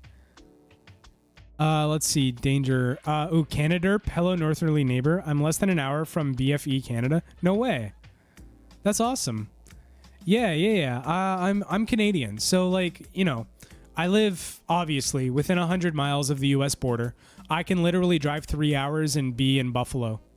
Like, that's how close I am. It's kind of crazy when you think about it. I'm closer to the U.S. than I am to the geographical center of Canada, which is like the north of Manitoba. And you know what? I'm actually where 80% of the country lives anyway, which is so insane to think about. 80% of Canada lives closer to the US than they do to the geographical center of Canada. That is fucking wild, man. It really goes to show how bad our population distribution is, because nobody wants to live up north. Nobody. And that's why we are simultaneously overcrowded and underpopulated. It's crazy, man. It's such a unique problem to have. No one else really has this problem like we do. Even in cold countries like Norway or like Siberia, they already have well-established cultures of like living among the snow in the winter and stuff like that. And as a result, they have infrastructure. We do not. We don't have any of that. So we don't even have the infrastructure to live in like remote places. Let's see here. I think we should celebrate with your first YouTube appearance. Let's watch Powdered Sugar. No, that's okay. That's okay. We don't have to.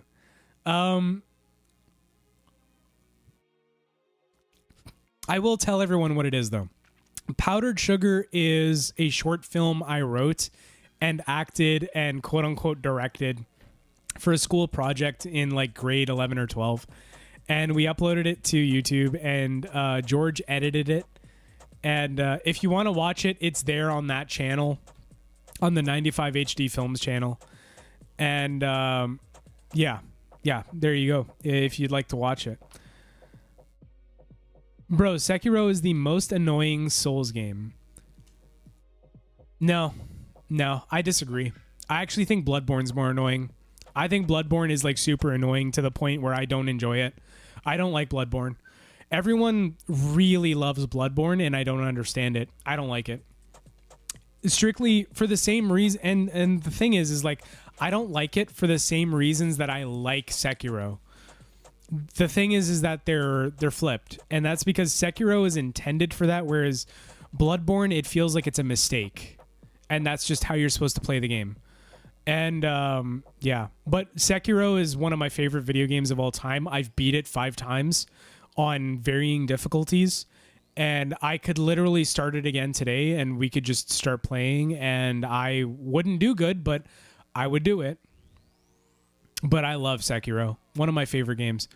Kenshi Let's Play when? What do you mean Kenshi? Kenshi Let's Play. Can you elaborate on that? I just don't know what you mean. I'm closest to Winnipeg. I feel so sorry for you, Carl. To be in Wisconsin like that is just not right, man. That's really not right. I'm so sorry to hear that, brother. I'm back with rotisserie chicken. Yo, pinball. I have a TikTok on my TikTok page about rotisserie chicken. Have you seen it? You should watch it. I live north of you. Yes, you do. That's the crazy part. You live further north than I do. And so does a lot of America, actually. And they have perfect infrastructure. They have great cities, great roads and towns. We just don't get any of that. Even on the same line of longitude, we don't get that. I don't know. It's just we underfund our infrastructure. It's crazy. Mostly because nobody wants to live there. So then the government thinks, what the fuck's the point? No one wants to live there. Why do it? But the thing is, if the infrastructure was in place, people would live there. Especially with these housing prices. I mean, fuck, man. The average house in my town is like $2 million for what is effectively a shit shack. I'm not even exaggerating neither. Like, that's the truth. And that's strictly as a result of, like, there's genuinely unbelievable demand and really not enough inventory. Bro, no one wants to watch their first short film they were in. I'm all right. I'm all right with it. XO banned me here. Haha, congrats. Yo, welcome in, ban me. Welcome in, dude. I appreciate you stopping in. Hey, Katie. Are you going to do BG3? Been watching a movie on this side with Ian. What are you guys watching? I don't know if I'm doing BG3. I'm probably not. It's just selected in my library. I'm just not sure what I'm doing. there's a selection of things we can do, but I'm also just enjoying bouncing off chat as well. Like, I don't even know that playing a game is really necessary. Tell you what, let's play instead, let's play a video in the background. Just in the background, just chilling, you know, whatever. Bro. Is that for real? How Dan Schneider treated kids on set. That's a little crazy, dog. I don't know if you should really be making jokes about that. You know what I'm saying? That's a little crazy, bro. Drugs as demons. Okay. Cool, I guess. Eminem raps Welcome to San Andreas. It's an AI cover. That's a little crazy. What else can we look at?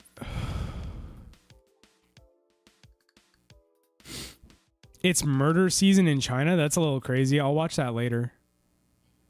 Add to queue. Oh, wait. No. Shit. That's not what I wanted. Close player. Save to watch later. All right. If you play Dead by Daylight, then you suck. What the fuck is this thumbnail bro is going on right now? So Boy Dilly is a Dead by Daylight thumbnail or a Dead by Daylight creator, and I don't know what the fuck this thumbnail is, bro. It's a banana that's, I guess, coming on this woman's face, but that's a little graphic. Like, why would you even make that for YouTube? That's a little crazy. I might actually just stop into his like video just to tell him, like, bro, that's too much. Like, you can't do that on YouTube. That really is a little too much. Yo, you can play Fallout 2 in 3D? No way. Hold on. We're going to look at this, guys. Let me check chat first, because I don't have a second monitor. Mary and the Witch's Flower? How is it? Kenshi is similar to Fallout 1 and 2. Is it really? All jokes are okay. I will die on this hill. I mean, like, yeah, okay. I mean, I understand that. Why am I being... No, it's not a site. I don't want to go to the site. Kenshi. Oh, dude! It's a real-time strategy action role-playing game developed and published by Lo-Fi Games for Windows. The game focuses on sandbox gameplay, features that give the player freedom to do what they want in its world instead of focusing on a linear story. How many hours is Kenshi? The main story is 8. Okay. And it's on Steam? All right. Look at the store. I think I've heard of this game. I've just never played it. That's the thing. Kenshi. Let's add to the wish list. Because I fucking love games like this. That's pretty neat. That's pretty neat. Anybody play RimWorld in here? Anyone a RimWorld player? I play RimWorld like fucking crazy. I play it like no one's business, bro. It's really kind of too much how I play RimWorld. Let's read. Ooh, the bridge. What, you mean the Baltimore Bridge? Yes, but it's 3D. Oh yeah, that's fine. That's fine. Even if it's 3D, that's okay. I've been playing Baldur's Gate 3, which is kind of like the same thing, but 3D. And I've been enjoying that too. I just like that style of game, the isometric RPG with a lot of player agency. CRPGs. I like those. Actually, Katie, if you like Baldur's Gate 3, why don't you try Fallout 1 and 2? It's the same kind of game. It's just from the 90s, but it has the same exact kind of freedoms. Bro, I will donate you a second monitor. How are you doing this? I'll tell you how. I'm doing this by using my phone as a chat screen. So literally, I take my phone on Twitch, not tonight. On Twitch, I'll like place my phone against my monitor and I'll just have the Twitch chat open and I'll be reading off of that. My second monitor is right here, right next to me, but it's been dead for like 6 months and I just haven't had the opportunity to change it yet. Because cost of living is fucking expensive here. And because anytime I have money, I always forget. I'm going to be real too. Like, that's a lot of it. I just forget to do it a lot of the time.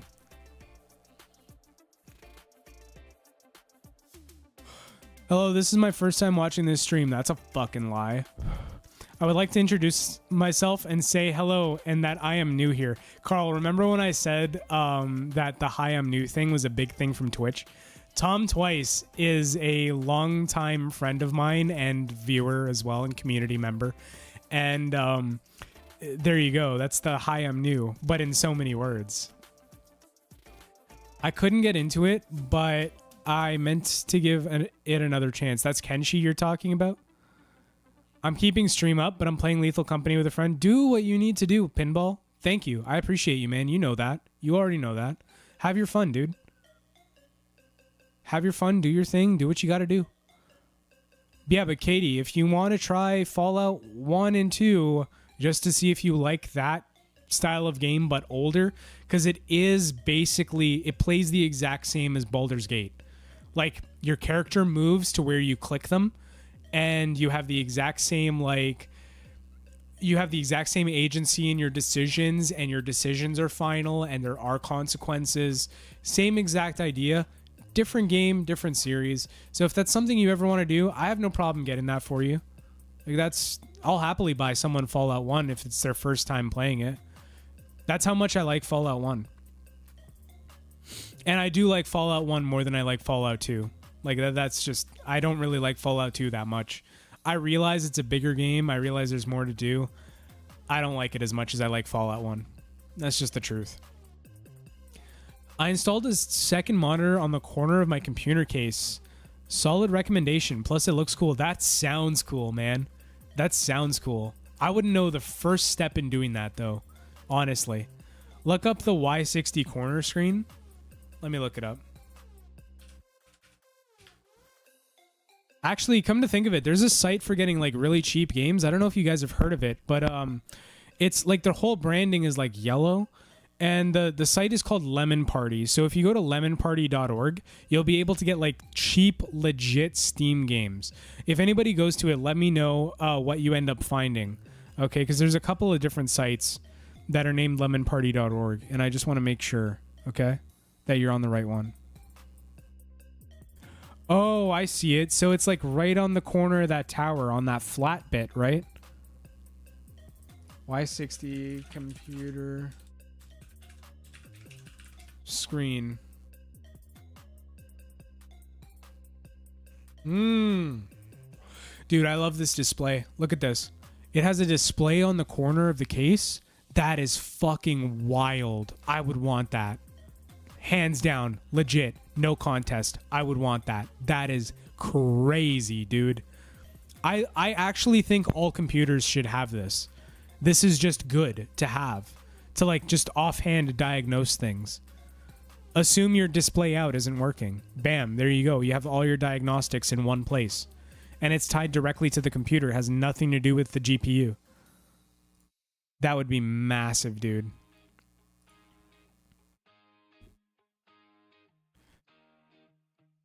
Oh, you called me a friend because you are my friend, Tom. What the hell? Hey, Lita. Welcome in. Sorry I didn't get to you in time. My bad. But thank you and welcome for coming in. Or welcome and thank you for coming in. All right? And thank you for the congrats, too. Honestly, it's a little crazy. It's a little crazy that... What? Kingwin? Okay, I'm going to search up Kingwin. Hold on. Let's look at it. Shit, I misspelled it. How's it spelled? Is it like this? Kingwin? Okay. What is it, .org? Or like, what's the case? Well, what do you do with it?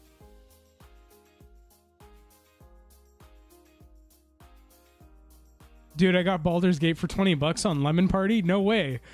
I got Fallout 4 for like $5 on lemonparty.org. It was crazy. That's mean, Snail. Okay, back in the day, when I was really trying to be a Twitch streamer, okay? Google Kingwin. Kingwin's site. Oh, okay, it's not a shock site. I thought you were just giving me a shock site. I'm not gonna lie. That is crazy. That's so cool. I've been using CD keys.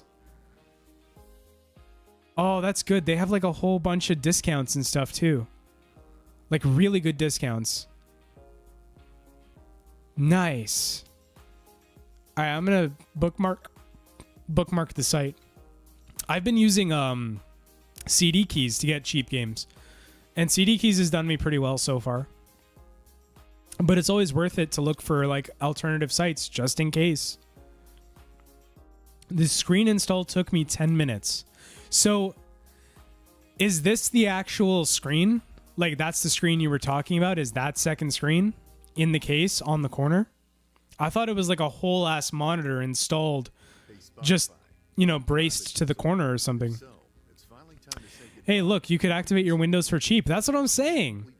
You know, because considering I have to activate Windows still on Kingwin, Windows editions are very cheap. So might as well. If you like games like Fallout, Vampire the Masquerade Bloodlines has a sequel coming out soon. I've never played Vampire the Masquerade. Never. Is it good? Unfortunately, you have to run HDMI to the back of the case. It's an actual monitor. That's fine. I mean, whatever. I'd do that too. But you don't have to run it through your GPU, and that's the important thing. That's the screen. Fun to play with Wallpaper Engine. That is a really cool screen too. How much did it cost to set it up? What was the total you ended up spending?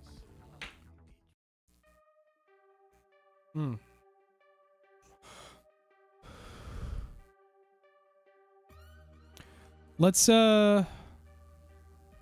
here. Hey guys, Tonic here, and today we are going to be taking a look at a new fan-made project that lets you play Fallout 2 in 3D. Now it is still under development. I believe it's in early access alpha right now, so there is still a lot of work to be done, but it is currently playable, and so far I'm impressed. This is something that we as Fallout fans have wanted for a very long time, and this project is pretty neat. It's keeping the same art style from the older Fallout games, and it's even using a lot of the same art from Fallout 2. It really feels like the same exact game, but just in first person. Even the UI is the exact same.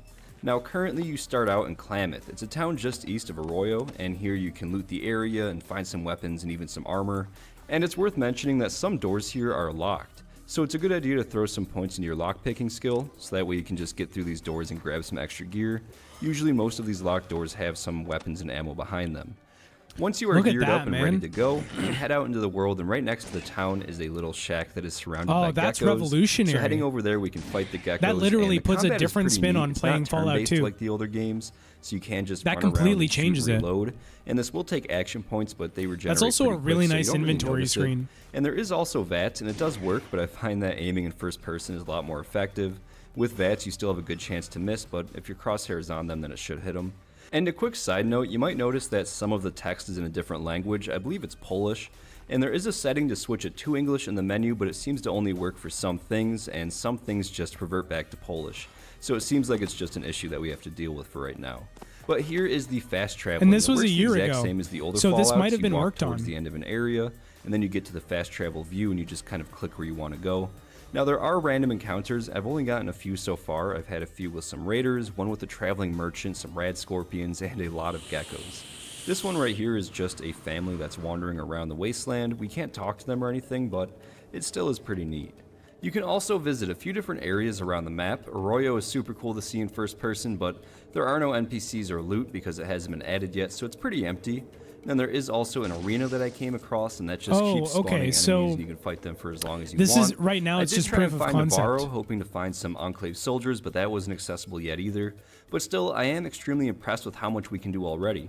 Going back on the game's page, the earliest version I could find was from October of 2022, so it looks like it's only been in development for a few months, and it's getting updates all the time.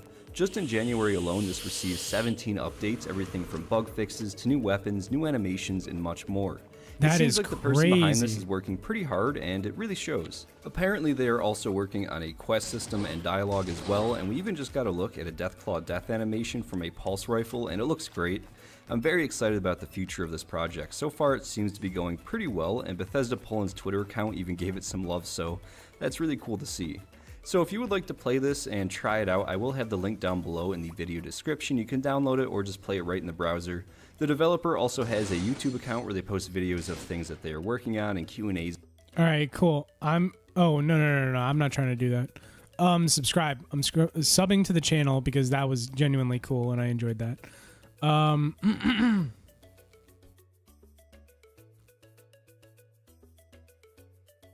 So the Y60 computer screen is $60. Okay. That's really not that bad for what is ultimately like game changing. Then you also have to get the computer case for it and stuff like that. But honestly, I'm not going to lie. I've been kind of looking at getting a different case recently just to, I don't know, spruce things up. Like, you know, the novelty of new, so to speak. Because my computer, like since I installed my new GPU, hasn't really changed. Bloodline is supposedly the only one that's good, and I guess it's like Fallout 3 with vampires in an edgy modern city. Really? Man, I'd love to play that actually. That sounds like the bee's knees. Not gonna lie. Yeah, apparently I'm 50. That's why I just said the bee's knees. If you don't have an integrated GPU with your processor, if your GPU dies, this screen won't output anything. That sucks because I use AMD processors, so kind of fucked there, aren't I? I got killed by a ceiling bug. Oh no. It wasn't one of those that goes yippee. Is it? I need this game. What, Fallout 2 in 3D? Yeah, me too. Here. Let me look for the link. Copy. Wait. Hold on. I'll copy the actual thing. So there's the link for Fallout 2 in 3D if you guys want to play it. Early access for pre-alpha version. So this isn't even like, you know, ready yet. Let's see if it's actually been updated. Is he still working on it? That's the question. Yeah, he is. He's still working on it. No way. That's so cool. Dude. Let's go to his YouTube channel because I want to keep up to date with this. So I'm going to subscribe just so we have an understanding. It looks like he has the barter system installed. Wow, that's just... I'm just perplexed by like the love Fallout gets from like all sorts of people is just insane. And especially since it's been like a big part of my life and my gaming experience is just wild to see.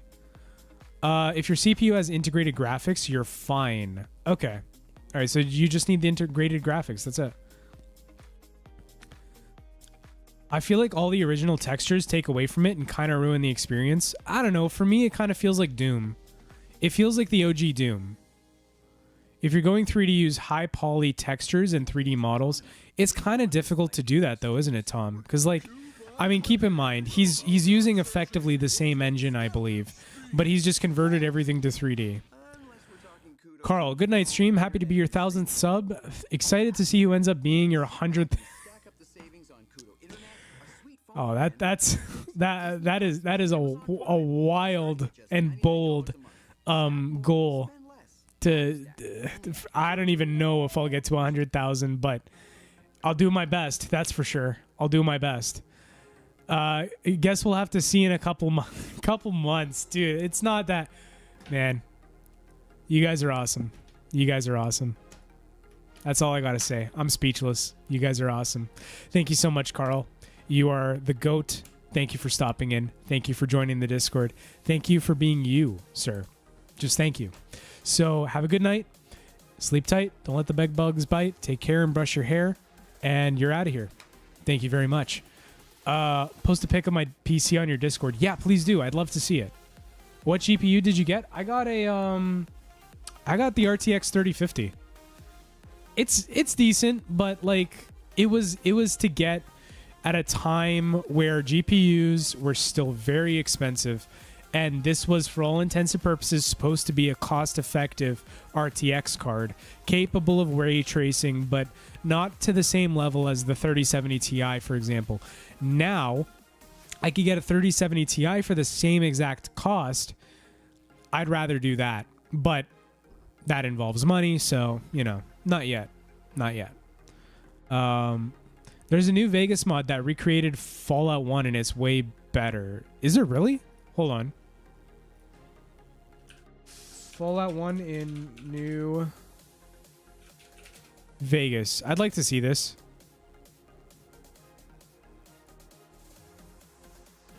Is this it, Tom?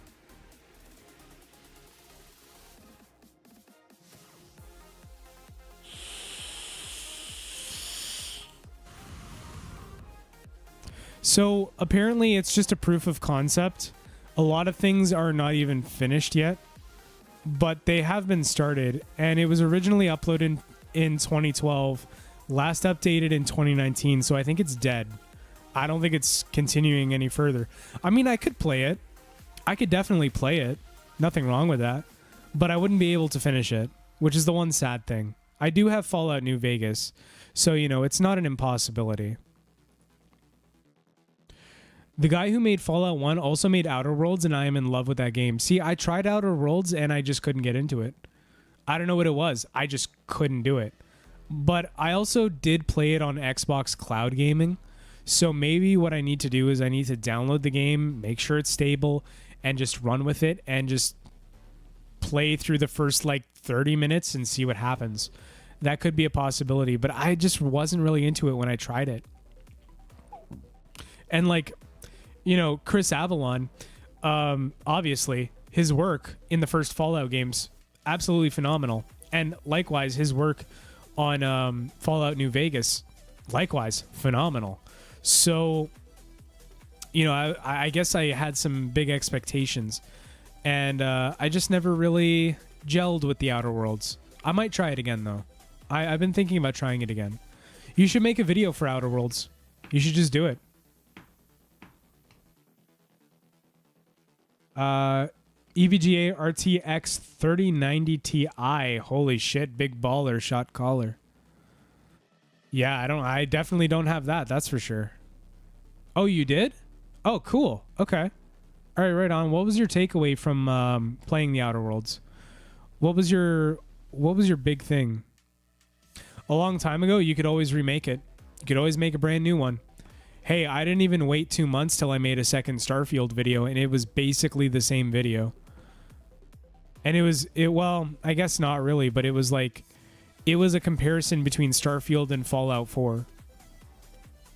Which is really weird to see, because now that Starfield is out, everybody has the same complaints about Starfield that Fallout 4 had when it came out. You know what I mean? Got a lurk, homie. Congrats again. Got some work to do. Yeah, no problem, man. You get to work. You do your thing. I know you're a busy man. Get to work on those videos and do your thing, man. If I'm going to explain that, I would have to call in. It's a lot. Oh, okay, fair. We can talk about it another time. Or I can just watch the video. One or the other. One or the other, really. Let's watch it. Let's watch it on stream. Let's do it. So we subscribe to Construct VOD, who does Fallout 2 in 3D. We have that open. We have Fallout 1, the story in progress open. Let's see. So this is the Fallout 1 mod. Okay, I can at least, I guess, track it. I do have New Vegas, so it's not like I can't try it. I can definitely try it. Let's go to YouTube. Let's go to King Jiffy's channel. We're going to see about his... We're going to see about his Outer Worlds video. King Jiffy Lube, is that it? No, Coates. I don't know why I thought it was Lube. Couldn't tell you.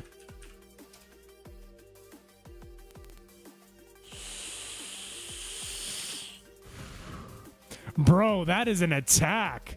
Holy shit, Review Tech USA is a joke. I mean, he is, but damn, that is brazen.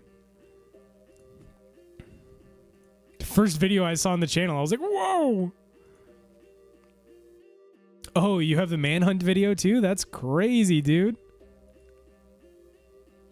Modern Warfare, okay. Modern Warfare 3. The Modern Warfare 3 video. I have to agree with you. Modern Warfare 3 is a $70 DLC. It basically is. There's nothing new about it. It's got a better engine. That's about it. It has a better version of the IWX engine. You have a Witcher 2 retrospective? That is crazy, dude. No way. Where is the...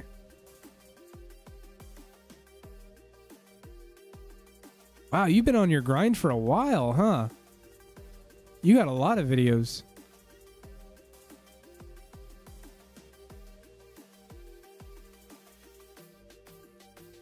Getting compared to Moist Critical? Honestly, I don't know how anyone can be compared to Moist Critical unless the entirety of your content is just sitting in front of a camera and talking in the most monotone voice possible and making constant references to school ground humor and not really saying anything of substance for like 5 minutes, and then at the end of the video saying, "Yep, that's it. See ya."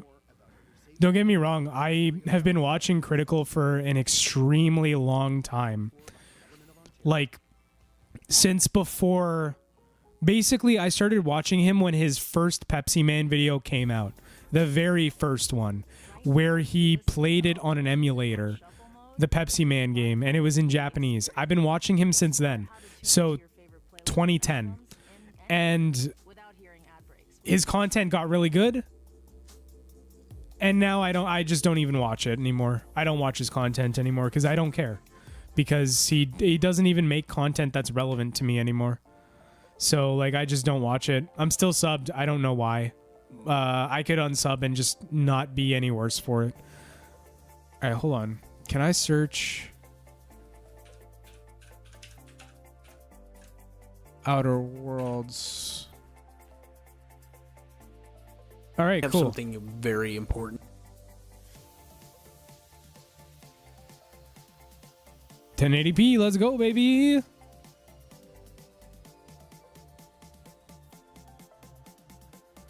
Did a long time ago.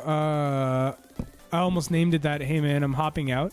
Have a good night. Catch you next time. All right, see you later, Heel Flip. Thanks for stopping in, dude. I appreciate you for that. I used to do daily uploads. Better than XQC, Hey Chat, Insane Goblin Rambling. No, you're right. You're right. XQC, I genuinely believe XQC shouldn't have a platform or an audience. I don't think he's entertaining in the slightest. I don't even think he's a good streamer. And he shouldn't even qualify as a streamer because, like, literally the dude does fuck all to add value to his streams. And he doesn't make actual YouTube content. His YouTube content is just stream rips. And they're not even good stream rips. They're just, like, him doing the shit he does on stream, which is fuck all, again. So, yeah. Linked it in chat. I'm pretty sure it's the one I have now. Let me double check that.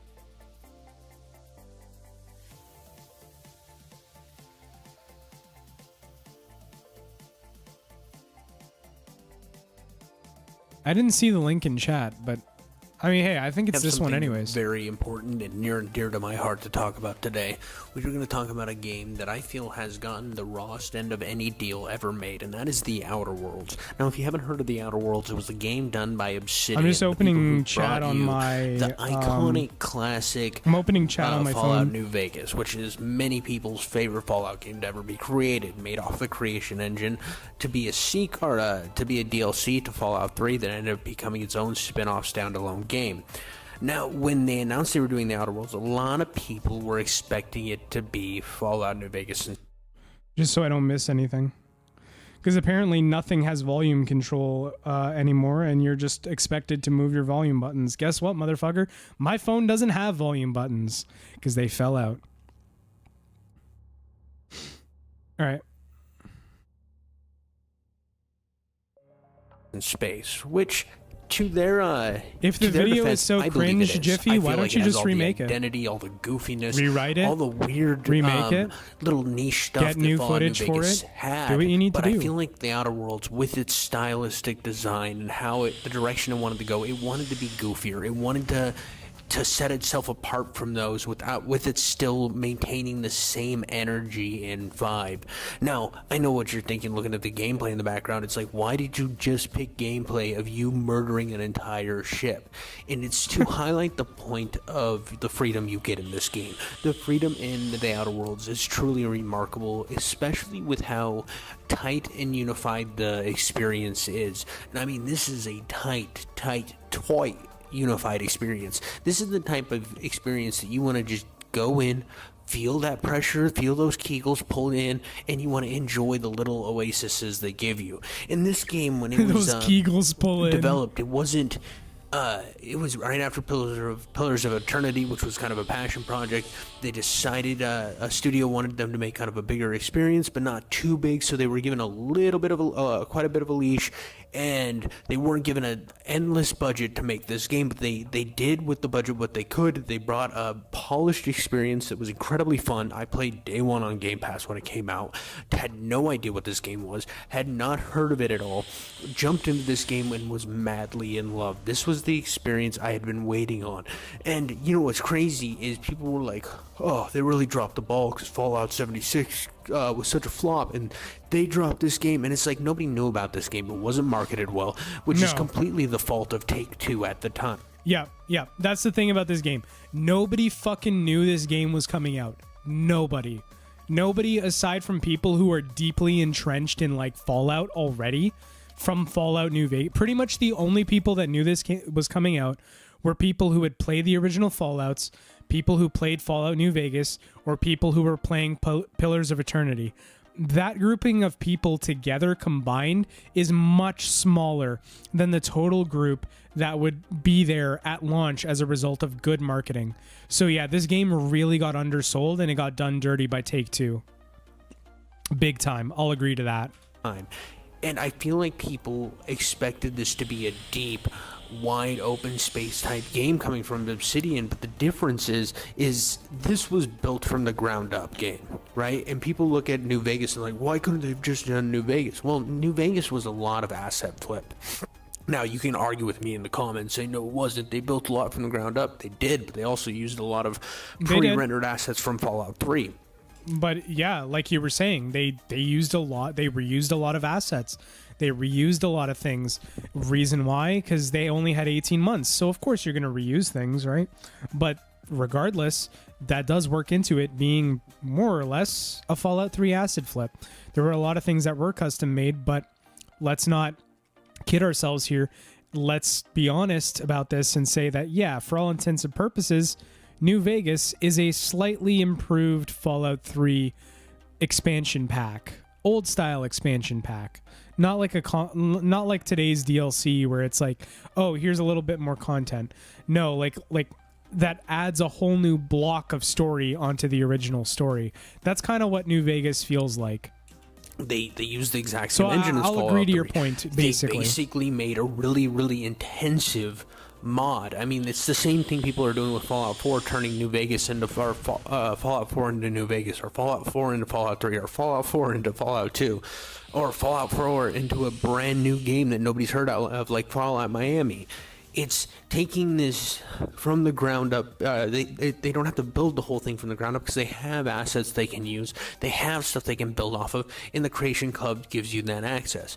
Working off of Unreal Engine 4, they built a lot of this themselves. They really went out of their way to create deep character like character-driven stories. I mean, all of the characters you embark on your journey on your ship have their own unique little stories and offshoots, and it's not deep and long like something like Starfield is. I'm learning has, but it is a tight enough, fun enough experience that like. I think this game takes like 15 hours to beat or something. Very short for an RPG if you push through the story. So, to your point on Starfield, because this is a topic I'm very passionate about. Starfield has no depth. There's no depth to Starfield. Nothing. None of the game has any depth at all. If we thought that Fallout 4 had no depth, by contrast, Starfield makes Fallout 4 look like Baldur's Gate 3. And like, that's not a joke. Like, I'm not being hyperbolic. Starfield is bad. It's really bad.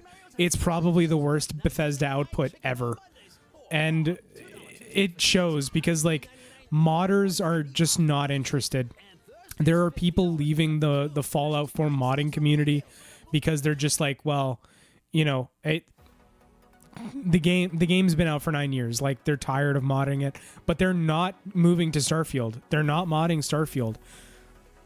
Nobody wants to mod Starfield. Nobody wants to take care of Starfield. The creation kit's been out for a little bit now. Doesn't matter. Nobody still wants to mod Starfield. So, and there's a reason why, because Starfield is just, frankly, ass. It's really bad. It's such a bad video game. It's unbelievable, actually. The Outer Worlds is what Starfield should have been. Let's put it that way. From what I'm gathering, almost everything about the Outer Worlds premise is similar to Starfield, but with the difference being that the Outer Worlds has some concept of quality built into it, and Starfield is basically just an experiment in how far they can take procedural generation. That's really what it is. Granted, Starfield is a huge sandbox. It's unbelievably massive. But you can't call it a sandbox, really, because when you start to realize that, like, the overworld in any given, like, Bethesda game is usually just the overworld, and it has its own POIs and whatnot, but then you have interiors. You go into the interiors, and the interiors have their own cells, and from there, the interiors can be as big as they want it to be in game. Once you realize that that's Starfield, but on a micro level, and Starfield has literally super exterior to interior to super interior to super interior. Once you realize how many levels are to Starfield, you also begin to realize how many loading screens you're going to sit through. And Starfield is just, from start to finish, one of the most disjointed experiences you could have while playing a video game. And if there was a quality game under all of that, I haven't found it yet.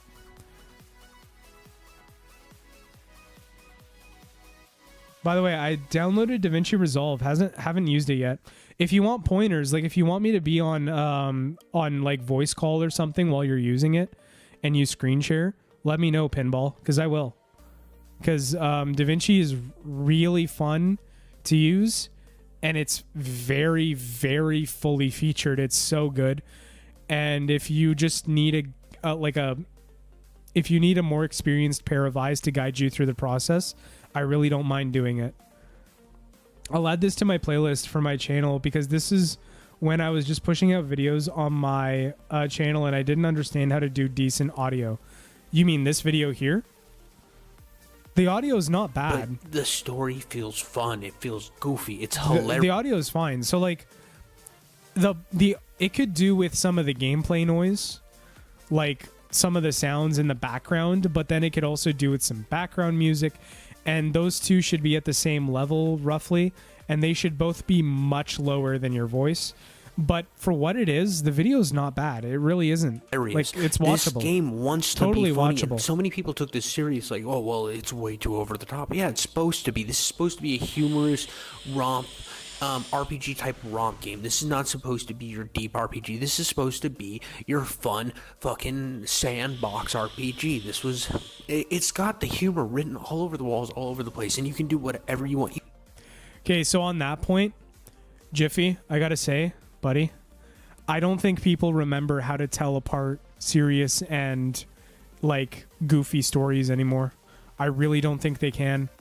Because everything we get in media is some sort of grim, dark, super serious, toned, decontrasted piece of media. Nothing is allowed to be silly and funny anymore. It's so ridiculous. So honestly, I think that having the argument with people is a lost cause because people don't even realize that we just aren't allowed to have that sort of media anymore. But they aren't capable of realizing that, like, yeah, this is supposed to be a goofy, funny game. You can go through this game like a raging maniac, and you can still beat the game.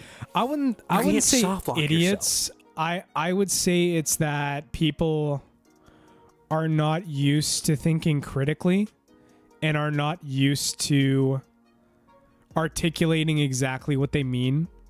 So, for example, you could want a grim, dark, serious RPG experience, but you have to understand that if this isn't that really isn't on the fault of the game. That's really on you for wanting it to be something that it isn't, right? I think that's what a lot of people don't realize. They don't know how to articulate themselves well enough to reach that point where they're like, well, yeah, it's a fine game, but it's not for me. Why? Because I wanted it to be something that it just will never be. You can do almost So, yeah, because they're idiots. So, yeah, you're right. anything. You can play this game as an idiot and fly your happy ass into the sun and kill yourself. It gives you No that type way. of freedom, which it's just Actually? fantastic that this game allows that. And it has so many little goofy gimmicks and little goofy Holy shit, bro's storylines. on a kill everyone and run. some over the top greatness that this is an instant you should play. Now, is this a legendary game that's like should be remembered out throughout time? I don't know. I don't know if any game hits that portion of gamehood other than like your Halos and your original Mario's games that really pushed generations forward. I mean, hell, God of War did that for the hack and slash genre. So I look at Let me just be real. I will never play God of War. I will never play the new God of Wars, and I'll tell you why. Because God of War to me is an extremely angry, hyperbole masculinized man with fucking blades permanently chained to his forearms, who is hacking and slashing at gods for some reason. I don't remember or care why, because the game is awesome. That's God of War to me. I will never play the new God of Wars. I don't care, because they've tried to make it so that the game actually has some like, oh, look at this story. It's so fucking good. Oh my god, he has a son. Kratos is so like sensitive. I don't care. That's not God of War to me. I will never play that. I will only play the old God of Wars. Do not care about the new ones. They don't exist in my opinion. So, you know. this game is more of a companion piece to some of the I had to rant greatest about out that there. because like I'm fucking sick of seeing like old IPs getting turned into something they never were to fit the tastes of a modern audience. When I really don't give a shit what that modern audience wants. I really don't. And I don't think developers should either. I think developers should stay true to what an old IP wants. I think developers should stay true to the established fan base of the old IP. And I think they should instead seek to modernize in different ways that could potentially attract a new audience of effectively what they're looking for is a brand new set of kids to milk for the next 20 years. That's really what these remakes are for. Brand new set of kids to milk for the next 20 years. If they want to do that, they should stay true to the spirit of the original while expanding on it in a way that fits a modern audience. And God of War 1 and 2 do not do that. They throw away the original. They try to make Kratos into something we never wanted him to be. And they do that in service of a brand new audience. Like Fallout New Vegas, it sits in this really happy place with me where it's like Cyberpunk in this game I love so much, and Cyberpunk at launch was an absolute cluster fire of a donut shit, and this game came out pretty cluster fire of a donut shit polished. But both of these experiences I absolutely loved and thought that they deserved a place at the table. And with Starfield coming out, a lot of people are forgetting this game even existed. And I wanted Starfield to be a more serious version of this game, and so far that's what I'm getting. I still think I might like the No, that's not what we got. I know you didn't know at the time. I'm not saying like, you know, you're being inaccurate. That's not the case. You just didn't know because none of us knew. But Starfield did not end up being that. Starfield ended up being Disneyland in space. It's really fucking bad. Really bad. There's no edge to the game. Everything is as fucking sanitized as possible, and it's got all of its edges and corners completely sanded off into smooth surface. Nothing about the game even says like I don't understand why the game has an M rating. It could just as easily have been E for everyone. All they had to do was remove the blood. That's it. And it would be an E for everyone game. I shit you not. Outer Worlds a little better because I love the charm, I love the humor, because it's that tongue-in-cheek type of vibe that I get with this game. It really, really, like, embodies inside of me. It's like a termite that lives in my mind. I've beat this game more than I've beaten... You mean like a Mind Flayer parasite? Is that what you're talking about? You know, some on a Baldur's Gate 3 flex? Any of the Fallouts. Yeah, no, I have. And I like Fallout better. I do. I think they're better games, but it's because of how much of a tight experience of this game is, how great the DLCs are, how everything seems to meld and give you this very fun, like almost linear game, but it's not linear because it's an RPG, and you get the exploration when you go to different worlds, but the worlds don't ever feel too big, and you feel like you can actually explore everything and don't feel like once you turn on the game, you're getting completely overwhelmed. You just kind of fucking vibe through this game. And I mean, it's one of those things that I can go back to this game, know that I can put a week worth of gameplay even with me working a full-time job.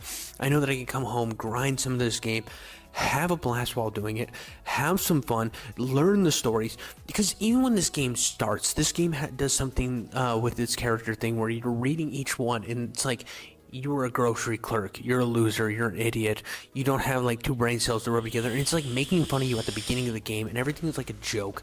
And anyone I knew that reviewed this game, it's a lot of serious RPG guys that were like, it's a lot of nothing, blah blah blah, and it's like, you didn't get the game, you didn't fucking get it. I mean, that's fine. You'll probably tell me how it has some deeper political meaning, and it might, but I don't.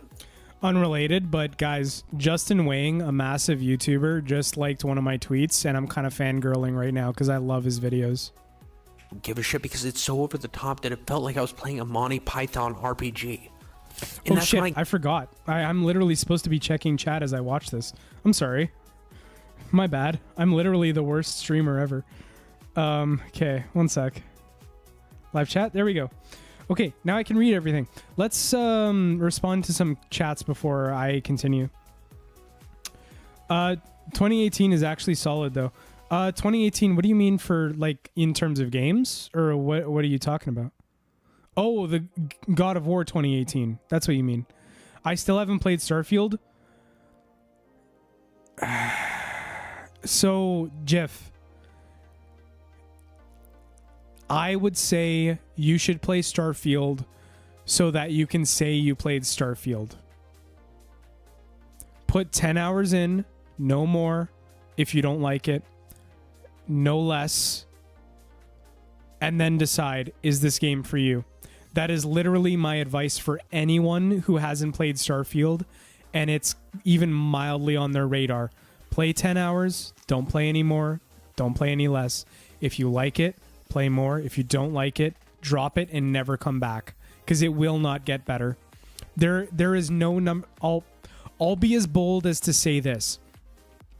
In regards to Starfield, there is no number of updates that Bethesda could make to make it a good game.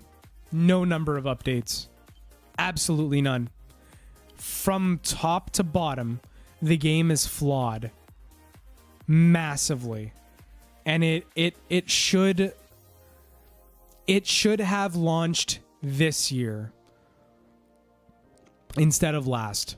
It should have launched this year. It launched too early, in my opinion. From launch, riddled with bugs. Whatever, Bethesda. Okay. But the problem is, on top of the bugs, you have storylines that ultimately amount to a very Walmart version of other things within Bethesda games. There's a faction of pirates, but the pirates aren't really pirates. They're more like fucking Disneyland Pirates of the Caribbean pirates. They're not even like threatening in the least. Literally from start to finish, your character, regardless of how you build them, because there really isn't that much options in terms of RPG building. Like, it's really not an RPG. It's an RPG light. Like, there is no role playing. You are the most dangerous person in the room every single time you go into a room. You are always the most dangerous person in the room, which is a massive problem in an RPG. You do not want to be the most dangerous person in any given room in an RPG, because it means two things. One, it means your RPG is extremely boring.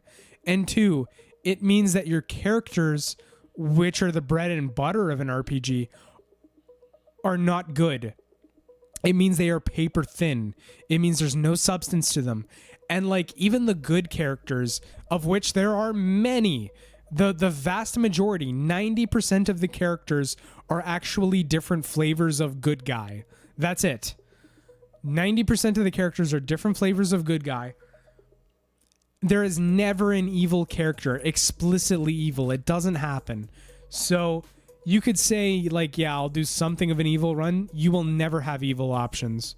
Either your options are always like, your options will always be stupid, dick-sucking nice, mildly ambivalent, kind of assholish, but still agreeing to do it.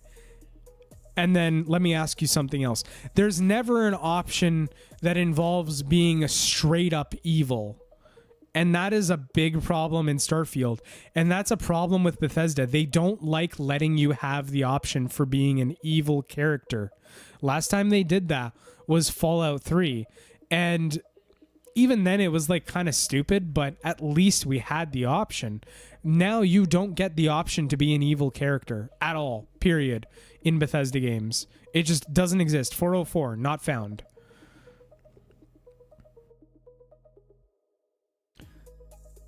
I love God of War 2018 and Ragnarok. However, I do think that modern games tend to market to non-gamers, and I hate that. Yes, I'll agree. I'll agree. I think we need to stop marketing to non-gamers. We aren't going to grow. Gamers are gamers. That's the fact of the matter. You aren't going to convince people who don't play video games to play video games. So stop bothering.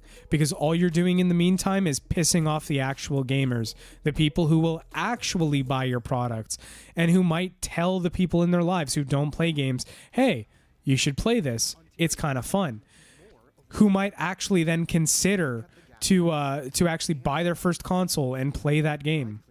But, you know, fuck foresight, fuck logical thinking, fuck good marketing. You know, let's just do what we want.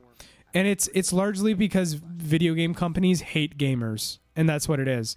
Because they don't really understand us. They think we're all the same. We're not. We're different kinds of people. And you can't accurately summate the average gamer within one single thing. There are so many different gamers out there who enjoy different experiences. For example, Pinball's a rhythm game guy. He loves rhythm games. I am not really a rhythm game guy because I kind of suck at them, but I can play them. I'm more of an RPG guy or a first-person shooter guy, hence why I love Fallout. And there's just as much as those two things are different, there exists a whole broad spectrum of people and all sorts of different video games to play. So why on earth would marketing teams ever think, oh, I should get non-gamers interested in this product and then have them water down what the product actually means to people who actually play video games? And oh my God, why is the game not selling? I don't understand. What did I do wrong? Right? And then they're all fucking surprised when nobody buys the video game. It's like, come on. Did you not see this coming? Are you stupid? I don't know, man. Just a lot of fucking morons in this industry now. A lot of fucking morons. I don't understand it, man. I don't understand. I'll do a long retrospective. Oh, wait, sorry. I missed a chat. Or like people who occasionally play something like Candy Crush on the toilet. Yeah. And, you know, a lot of the evaluation for the worldwide gaming market is done through mobile games. Which fucking sucks because those aren't real games. I don't care. They're not real games, okay? They're not real. They're not games. Those are casual, hyper monetized experiences that are not games. They're designed to get you to spend money. They are psychologically developed in order to have you spend money in the online game store so that the company who developed the game can make dollars off you. That's it. That's all they care about. They don't care about making the actual good game. They care about having a psychologically satisfying gameplay loop. That's it. All they give a shit about. I'll do a long retrospective on Starfield eventually. These companies are also afraid Kotaku will call them racist or some shit, so they make everything a soft experience. And you know what? To that point, I have noticed two things in game discourse online, and that's that one, game discourse online has become racialized. Due to a number of factors which I'm not going to get into here, but it is from all sides. It's people who want to keep racists from playing games and people who are really normal but they're sick of being treated like fucking toddlers. So they end up saying racist shit because they think it's funny, because it'll get under other people's skin, because they're reactionary. And that's really what it comes down to, pissing off the other guy so that you can get your kicks. That's really what it comes down to. Does it add a general like discontent to the atmosphere? Yeah, it does. It's bad for the atmosphere ultimately. I think if we ignored these people, eventually they'd all go away. But I mean, the fact of the matter is they're here to stay. And unfortunately, it is what it is. Toasty Tony, welcome in, man. We came into a discussion about the state of the games industry. And we're watching this video about Outer Worlds. I got a little passionate and in my feelings. But basically, the basic crux of the conversation and my hypothesis is that game companies should stop marketing to non-gamers, because non-gamers do not belong here. They don't want to be here. They want to be catered to, and we don't need them and we don't want them. And that's just the fact of the matter. That's my opinion. But welcome in, Tony. How's your night been? We're watching one of King Jiffy Coat's videos on the Outer Worlds. I got out of the Outer Worlds. It's this Monty Python-like experience. It was like a 70s SNL skit, except for an RPG, and I fucking love it. With the 60s, late 50s, early 60s vibe to everything, it was just so goofy and so perfectly executed that I think The Outer Worlds is a must-play. I do think it's a game that you are better for having played, and you should play it like you're playing a Postal game, or you're playing... Postal! Oh my god, Postal. I fucking love Postal. That's a game you couldn't remake in 2024. If I had the money, I would literally pay Running with Scissors to shut up and stop tweeting and remake Postal 2. I would just pay them to do it. Not even joking. Postal's a perfect experience. Or Saints Row, like 3. It's one of those games where you have the sandbox, you have your fun, you tear things up. It's got the cool science weapons, it's got cool character building, and you can really go ham. And I think that you should. I think that Obsidian really deserves their flowers here, and I can't wait for the sequel to this game. Hell, I can't wait for their next game, Avowed.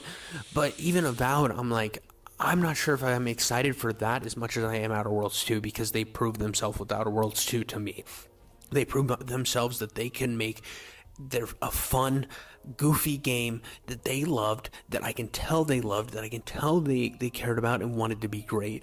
And I felt like people jumped into the game expecting it to be different than it was, going in with preconceived notion that this was going to be Fallout New Vegas but in space, and that's not what it is. It has some identity from Fallout New Vegas. It's its own game. There, but at the end of the day, this was something that there was a lot of jokes that they left on the line. They had a lot of quest lines that are goofier than shit, that were really risky to do as a studio.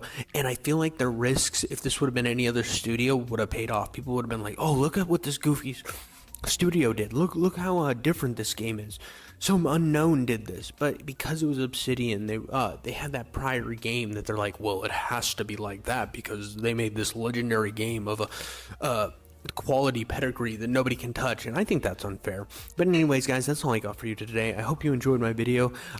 I actually agree with that. I agree that Obsidian in many ways is suffering from its success with Fallout New Vegas. I think that Fallout New Vegas was both a blessing and a curse for them, because it is hands down their highest acclaimed game. But as a result, it will never, ever be toppled by anything they make. And it's really sad, because Obsidian clearly is a very motivated studio. They like to do their games. They like to make their games. They have passion, and unfortunately it is what it is, to where they'll never be able to live that down. As a creator, I kind of understand what that's like, because obviously I had a video that blew the fuck out of proportion at 35,000 views, and I've never been able to replicate that success. And it's in a niche I don't even like anymore. It's about a video game I fucking hate, and it's in a community that it's just not really where I want to be. And so I kind of get that. And there is such a thing as suffering from success. It really sucks. But great video, Jiffy. Thank you for making that. that gave me a good understanding of what to expect from Outer Worlds, and I can comfortably say that I'm down to play it now as a result of watching your video. So thank you as well for making it even. Chillin', let's run it. Awesome, Tony. Sounds good. Subs were 1.02k at the start, and now it's 1.03k. That is wild. That is wild. We literally gained subs just sitting. I don't know, man. Ever since I think YouTube does something where when you cross 1,000, it starts shitting your videos out on everyone's feed, and you are so much easier to sub to, or it's that the quality of the videos is just so good that people are on average subbing more, because it's crazy. So I'll show you guys my YouTube Studio, right? So this is YouTube Studio, and this is the hub. Oh shit, you're right. Yeah. 1.03. I'll show you guys the YouTube Studio that I have, and this is the page where you look at all of your stats, all of your analytics. You're able to see, like, you know, what were my views like this day, how about my watch hours, etc., and you get to see like how your subscribers, what your subscriber gain is over time, and this is basically where you get to study for what you should be making next and how you should be making it next. And I just have to show you guys this. I think it has to do with the quality of the video, and I say that confidently knowing that YouTube's AI scrubs your entire video. I believe that it watches your video and then shoots it out based on how well you made that video, or how well it thinks you made that video. So, wow, that's a big spike. 59 views in the space of an hour. That's pretty good. The first Fallout 4 video, 57 subscribers. Huge. Unbelievable, right? The video previous to that, Pal World. Keep in mind, this video had a lot of the same concepts I worked into the first video. Cinematic shots, B-roll footage, narration, using game footage as the background, right? It only got 24 subscribers, but it got, you know, like more views, substantially more views. And it's just kind of crazy. I believe I lost my train of thought. I'm getting drunk. Fuck. God damn it. Good shit, man. Keep it up. Thank you, Captain. Appreciate that. Really appreciate that, man. Huge. All right.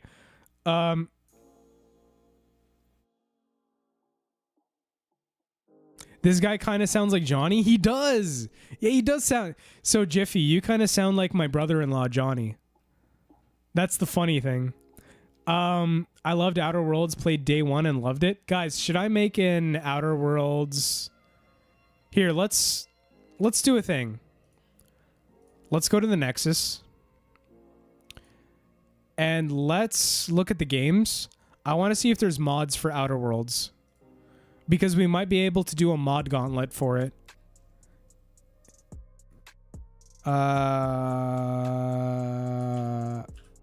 Shit, I missed a letter. Fuck. Outer Worlds. 162 mods. Okay. That's not a lot, but hopefully there's some silly mods in there. Otherwise, there's no point. Because really, Mod Gauntlet is best done with like the silliest mods you can think of. Anthro Companions Pack, that's just Coomer Wave. I don't know about all that. Oh God, Jesus Christ, male nude mod? No, thank you. I'm not expanding that shit. I'm good. I will pass. Let's go to mod categories. Miscellaneous. No intros. Okay. Experimental mod collection. Various mods. Third person view attempt. Everyone has Parvati's head. So everybody becomes the same character. That's kind of funny. That's kind of funny, yeah. Item ID codes, potato mode, high-end configs. There's really not a lot of mods at all for this game, which kind of lends to its poor marketing. Because usually mods are directly reflective of what a game's community looks like. What you sipping? I was drinking soju, and now it's finished. You never played it? Nope, never played the Outer Worlds. Ever. I've never played it. Postal 4 is fun. What's the, like, is it, in your opinion, an equivalent to Postal 2, but modernized? Or do you think it's been toned back a little bit? I have a video that sits at 20K and it's still driving me nuts to see it pop off. I know, I'm right there with you. I actually hate seeing that sort of thing, which is weird because I shouldn't, because I like it. But like to see it still pop off is like kind of like, yo, I have other videos. Like, what are you doing? Like, don't you guys want to watch some more of my stuff? Didn't you like the video that much? Like, come on. And it just never works out that way. It's frustrating, man. I hate Dead by Daylight so much. I really hate that game. I don't think it's good at all. I've been thinking about doing a brand new Dead by Daylight video at such a point where like I don't need the subs from the Dead by Daylight video anymore to be like, yo, I fucking hate Dead by Daylight. Here's why. I've been thinking about making that video, but it's going to be something that comes when I have enough subs from doing other types of content that I don't have to worry about losing those. Because I am going to make that video at some point. Because I genuinely believe that while Dead by Daylight is the best asymmetrical multiplayer and also probably the most effective live service game, it is a terrible video game. It is poorly coded. It is awful. And it is a testament to the... It's a testament to the French-Canadian game development scene, because French-Canadian game developers don't seem to make good video games ever. And case in point, Dead by Daylight. They literally barely developed it. It's all spaghetti code. Every time they update it, it breaks, which is not good. That shouldn't be happening with any game. For some reason, that's okay when it comes to Dead by Daylight. What is your most hated and loved piece of media? Pinball asks. That's a good question, man. That is a good question that's hard to answer off the top of my head. Tell you what, guys. Oh, shit. I opened DaVinci by mistake. So, I think what we're going to do is I'm gonna get a new drink, but in the meantime I also want to give my voice a very quick rest, so we're gonna hit the Be Right Back.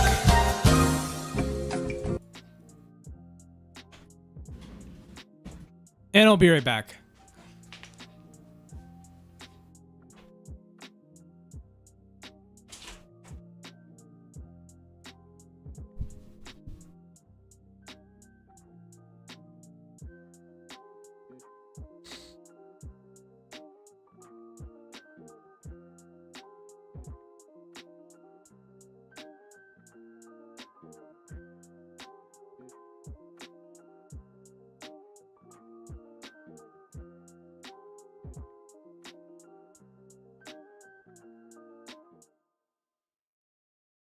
When the snow covers the landscape, nature is transformed. Get inspired by its beauty and take on winter in the 2024 Kia Sportage.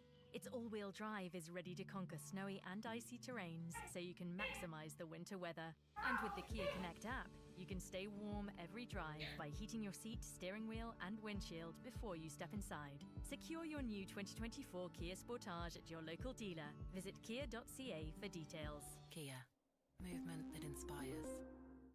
Jody, we love you, but everyone thinks you're settling. You can do so much better. I'm pretty attached. I know, we're only saying That you deserve better than a car that doesn't have rear parking assist. or blind spot detection. It's time to move on.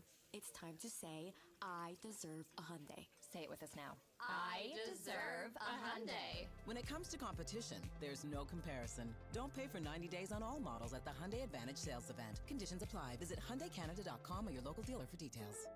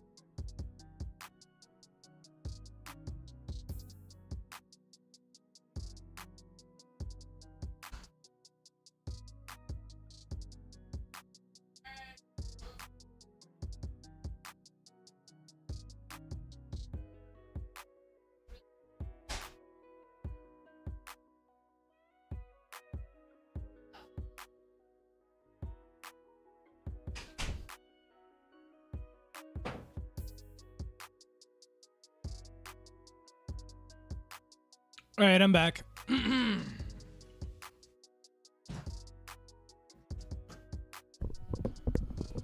Okay.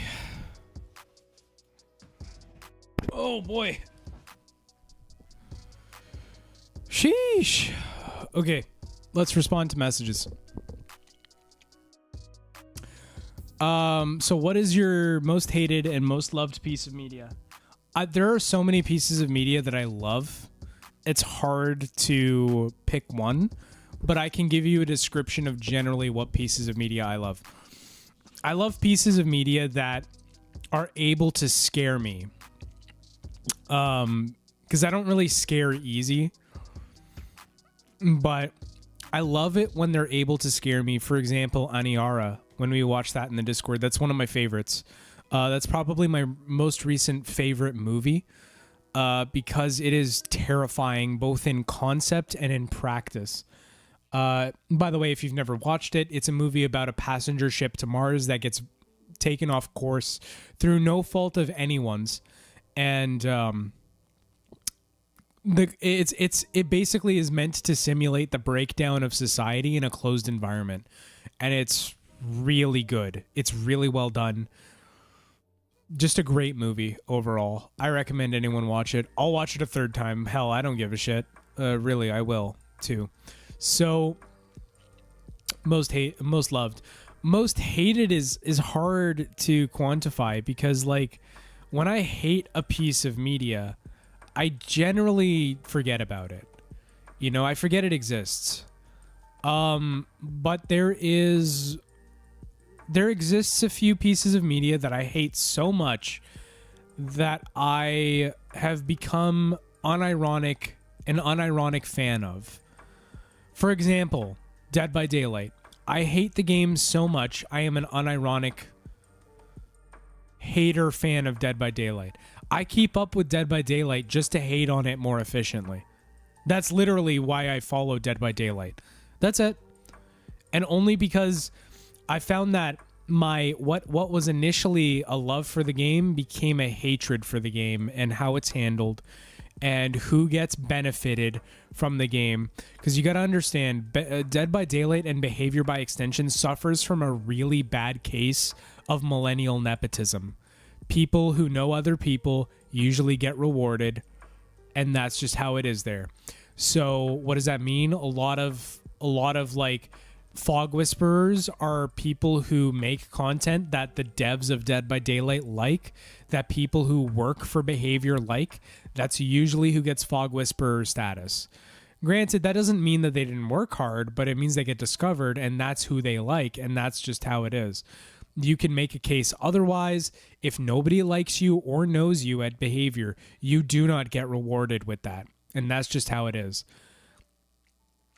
A symptom more of nepotism, but it's just to illustrate that one single point. But Dead by Daylight's one of those pieces of media that I hate with a passion, so much so that I think about it and talk about it probably more than I should.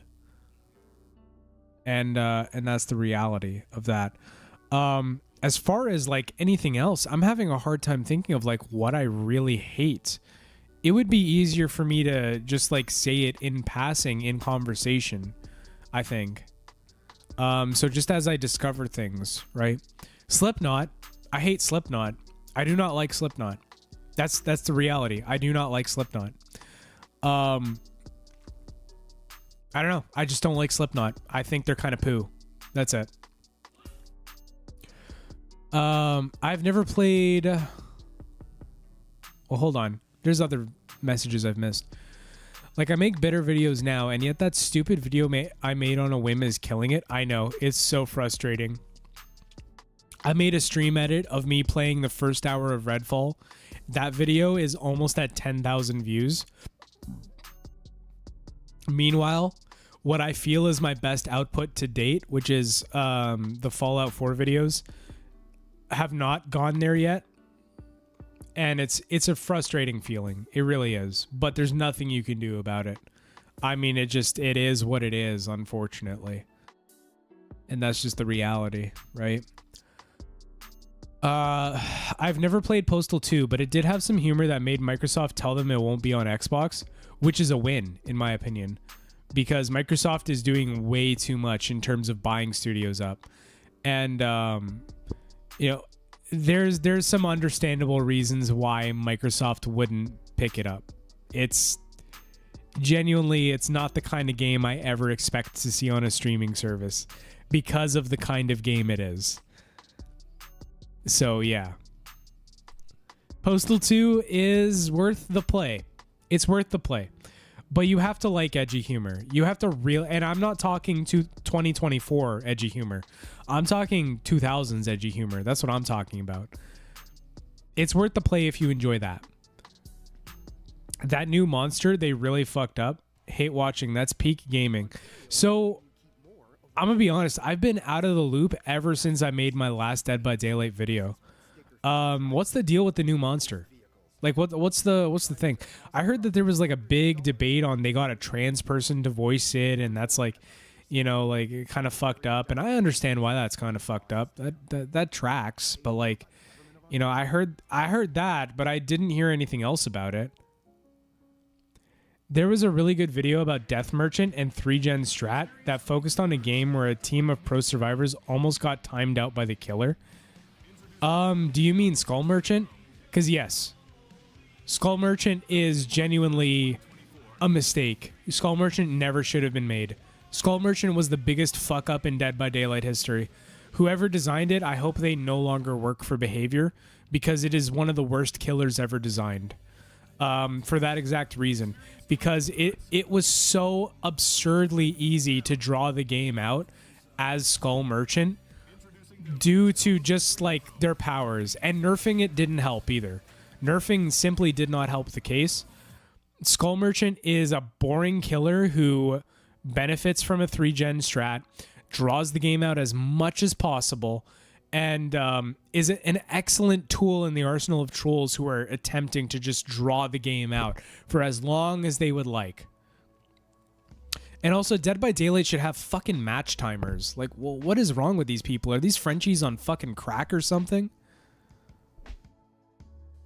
That's all I know too? Okay.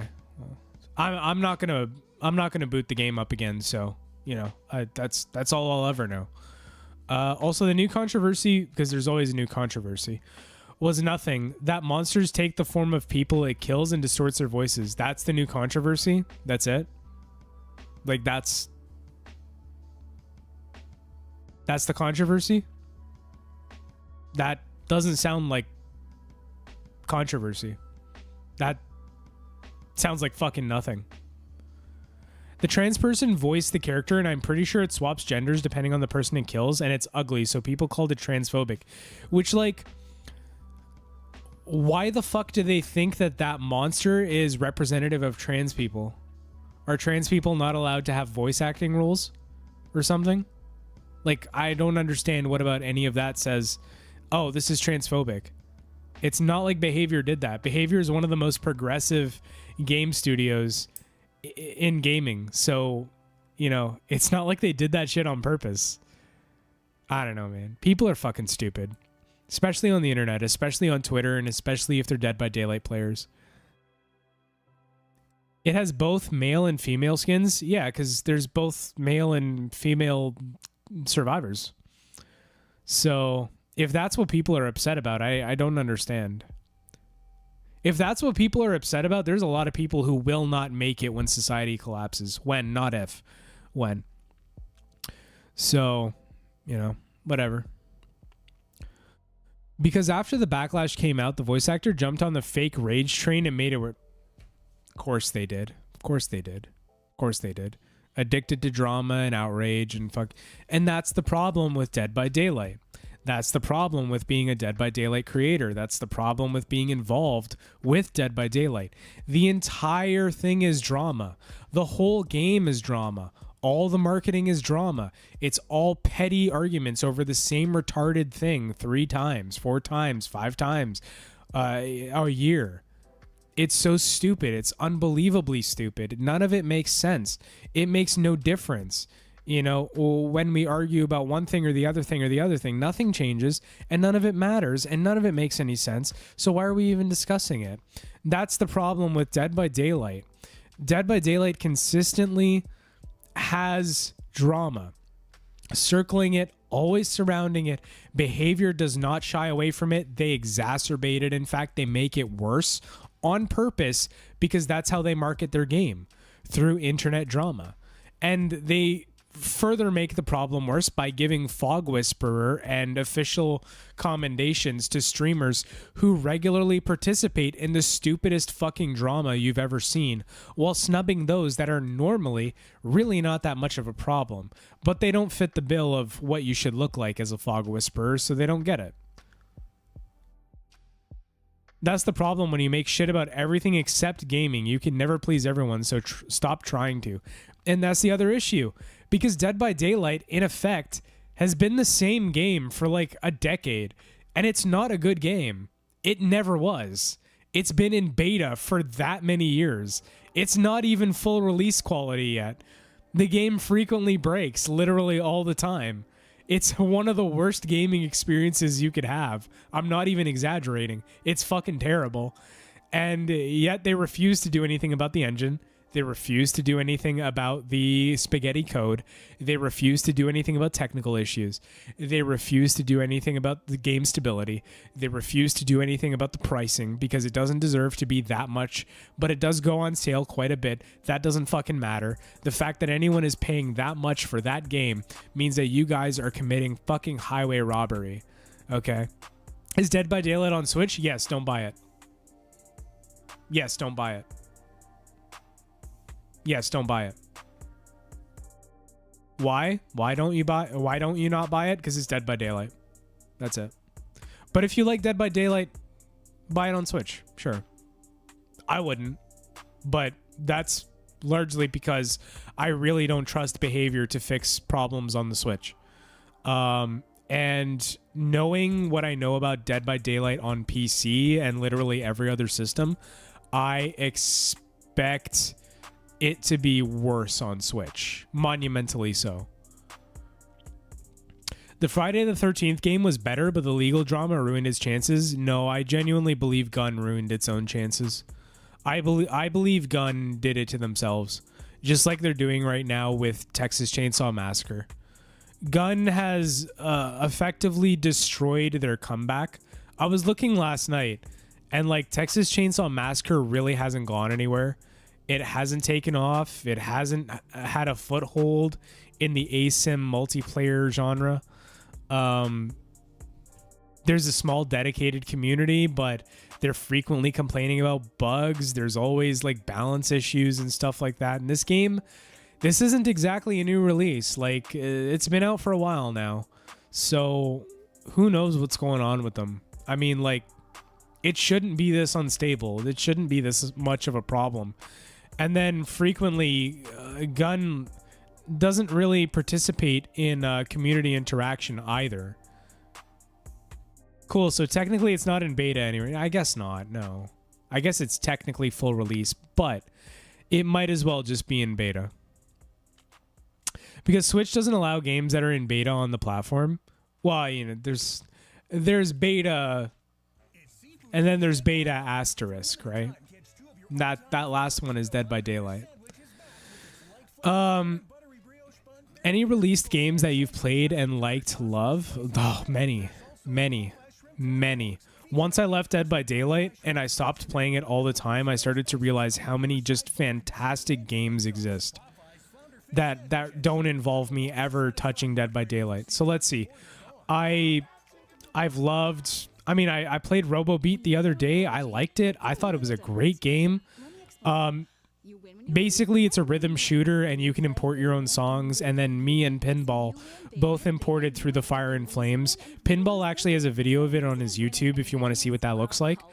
And yeah, that's one that I played recently that I really liked. Sons of the Forest has been a little disappointing, but I still liked it. It's in 0.0. It's in 1.0 right now. Get it on sale. Don't buy it full price. Baldur's Gate 3. I love it, but it pisses me off, but I still love it. Far Cry 5. Phenomenal game. From start to finish. Unbelievable. Hello. Whoever told me to chill in the chat. Yeah. Well, I mean, I asked you several times to do so. I didn't. Well, no, I was telling you to stop doing that.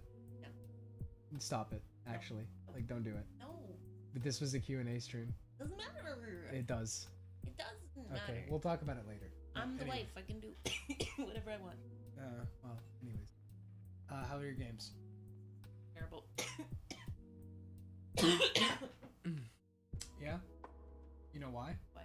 Because you kept telling me that you were new when I asked you to stop. Nope. I'm not gonna stop. Ow. Good night. Good night. Love you. Say it back. No. Guys, don't let me have fun. Let me have fun. Let me have fun. No. No, just me. I love you. Okay. Say it back or don't ever say it again.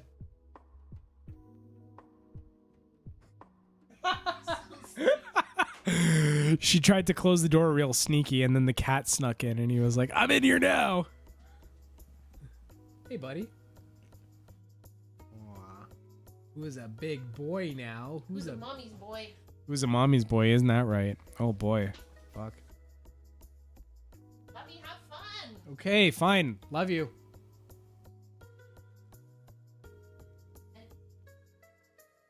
Close the door. No. So I don't understand. What do you want from me then? Let me have fun. Okay, I love you. All right. Go to sleep now. Oh boy. Okay. Well, it's also because of the oversaturation in the genre. I'm so sorry. Which genre? I got completely sidetracked by that, guys.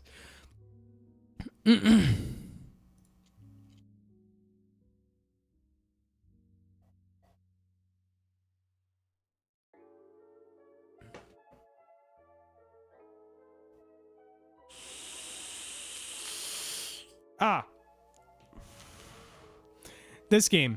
Not Coffee. The Coffin of Andy and Lele. I really liked this game. I thought this game was easily one of the best indie games of the last 2 years. It's really well written. It is very dark. It hits very, very dark notes.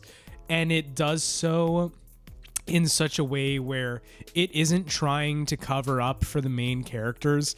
It is actively condemning the main characters. It's telling you, yeah, we know these main characters are fucking garbage people. It doesn't matter. We're still making this story. Dead by Daylight genre, I mean, does every horror movie need a clone of this game? No, I get it. I totally get it. I don't think there is room in that genre for new games. I really don't. I think because Dead by Daylight was born from the old Call of Duty fan mode called Michael Myers, right? Where you'd have one guy with a knife run around the map trying to knife everyone else in the lobby. That's where it was born from. And that was the idea behind asymmetrical multiplayer. The thing is, you can do that in any fucking video game, right? The only difference is, do you want licensed killers or do you not want licensed killers? And the thing with Dead by Daylight is everybody who plays it because of the licensed killers. Nobody plays it for the original killers. Nobody gives a shit. Okay, that comes after when they start playing the game. And if you try taking that logic and applying that to a different game that isn't Dead by Daylight, you have a recipe for disaster. No other ASIM game has actually been able to replicate the success of Dead by Daylight. Why? Because there isn't that much space and it's really not a genre of its own. There's Identity V. That's it. It's a mobile game. It's there if you want to play it. I don't. You know why? Because I have Dead by Daylight. Why would I ever want to play it? And that is the reasoning behind every other Dead by Daylight player who could, in theory, play Identity V. They won't do it because why bother? There's nothing they could gain from that experience that's any different because asymmetrical just can't be different. And at the same time, there's a whole host of expectations placed on ASIM games that are expected to be there from day one, right? Have I played Helldivers 2? No. I want to. I haven't played it. Lol, not my one friend who shows up if you go into the fog and loves DBD. It's... So, Dead by Daylight does have a community around it. But for a lot of reasons, a lot of the more vocal components of the community are very toxic people. And they do more harm to the ecosystem than they do good. Real question, Prey 2006 or 2017? Oh man, I'm old enough to remember 2006 Prey. I don't know, I played it on Xbox. I played the demo on Xbox 360. I thought it was a cool game. I also played the demo on 2017 Prey, and I thought it was cool too. I haven't played either to any degree though. Which one do you think I should play first? If I was to play them. Because honestly, like just for the sake of availability, I would play 2017 Prey first, just because I've heard very good things about it. I've heard it was a great arcane game, and for what it's worth, like I do remember playing that earlier over 2006 for good reason, right? Sorry, to clarify, why haven't you played Helldivers 2? Because I am broke. Okay, I got laid off at the beginning of the winter, beginning of the year, and I've been playing a game of catch up on finances, and my efforts are focused towards paying off bills and debt. That's why. So it's more that I simply don't have the opportunity or can justify doing it. That's it.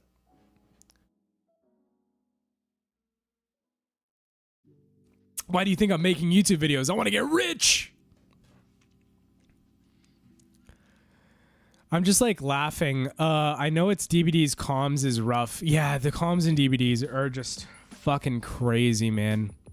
It's the only game I know that has unbelievable toxicity everywhere outside the game, but none inside the game because there's no voice chat, specifically because the developers think it would be too toxic.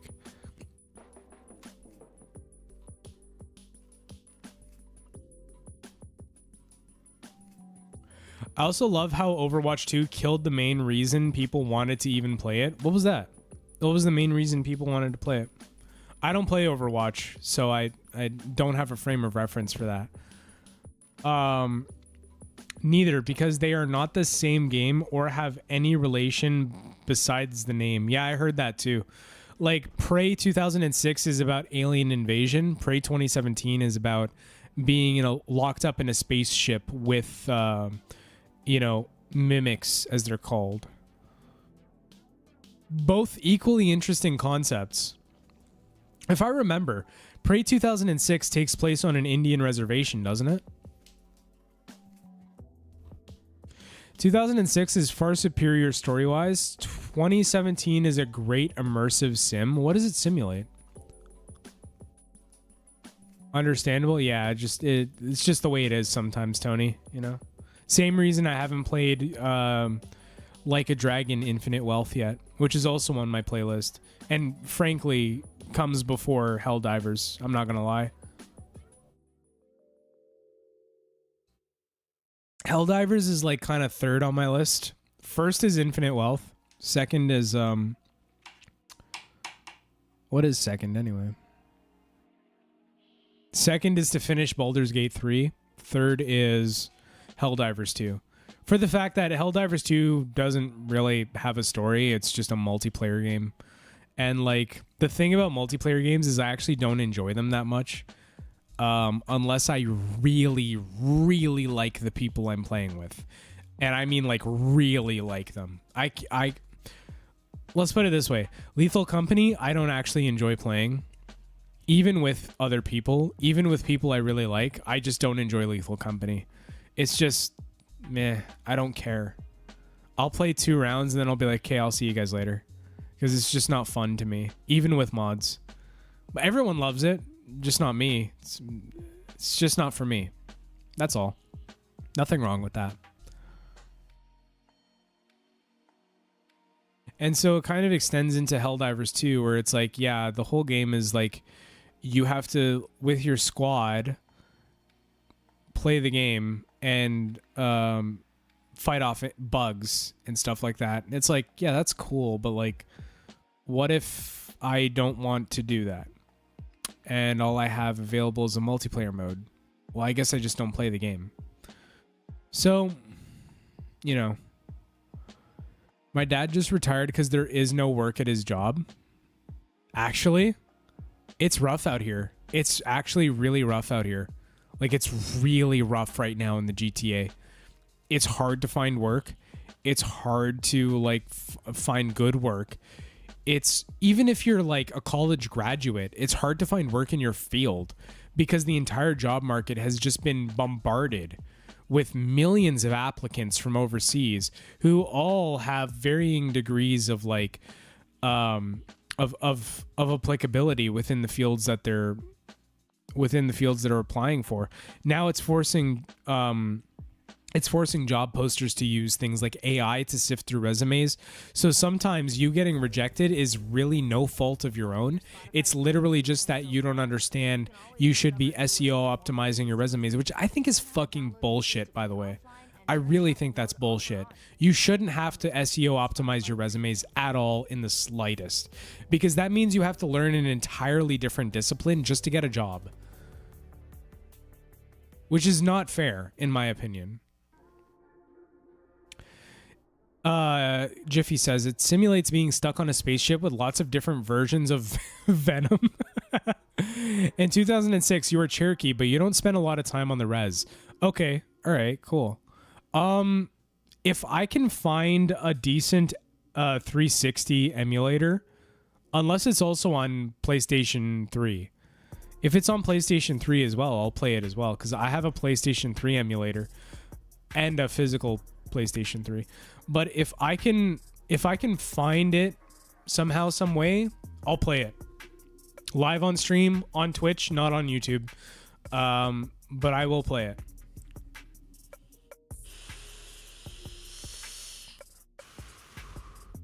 I never understood the hype around that game. It's silly, but that's all. Oh, you mean Lethal Company? That's pretty much it. It's silly. That's the hype. It's silly. It's good fun with your friends. Everybody I've asked about it has said the same thing. It's funny to watch. The problem is I don't find it funny to play. It's just kind of like, okay, I'm dead. Now I go do, I don't know, I scroll my phone for 15 minutes, I guess, while everyone else finishes the match. And that happens every time because, like, I don't know, just does. Overwatch 2 was initially promised to be a PvE story experience with skill trees and hero customization. Listen, I think anybody who believes Blizzard about anything should probably reevaluate how they... by which metric they choose to trust people, because Blizzard has consistently proven itself to be not trustworthy over years and years and years and years and years and years and years and years. And especially the fact that they're tied to Activision, who are one of the best liars in FPS games possible, means that their credibility should be nothing. But I understand wanting to be optimistic, and I think it's a really bad thing that Overwatch 2 never got its PvE experience, because I think that would have genuinely been one of the best decisions they made for the game. Because I'm going to be honest, we have so many multiplayer experiences, we don't have nearly half as many like good, just as polished single-player experiences.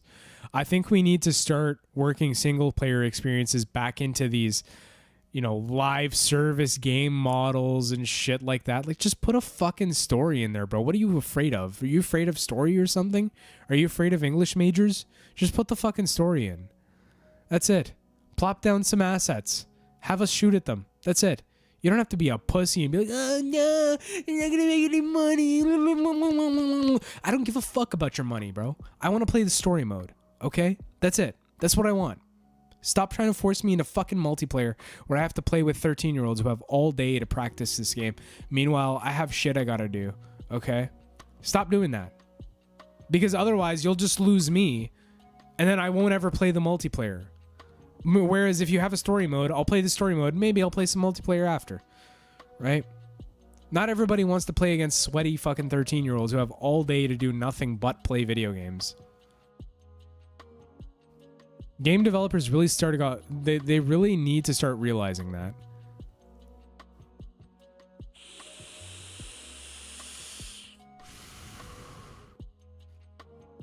In Helldivers 2, there is an evolving story depending on the actions of the players and whether or not the players complete the main objective or mission.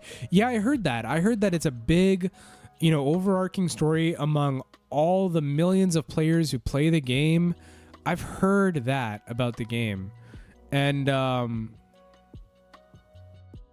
it's a little attractive. I mean, I won't lie. It's an attractive prospect. But also, at the same time, I'm mostly a story gamer.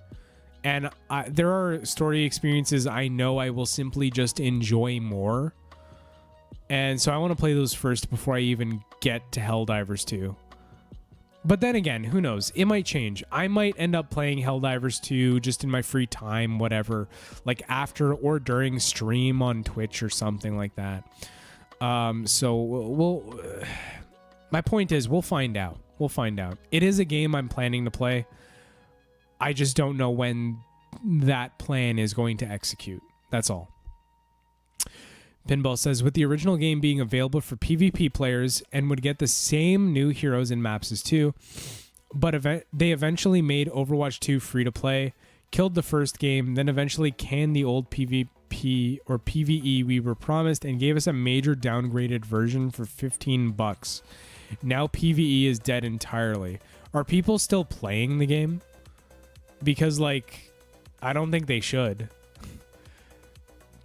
Because if people are still playing the game, that doesn't tell Blizzard that they've done anything wrong. That just tells Blizzard that they should make more bundles and make more revenue.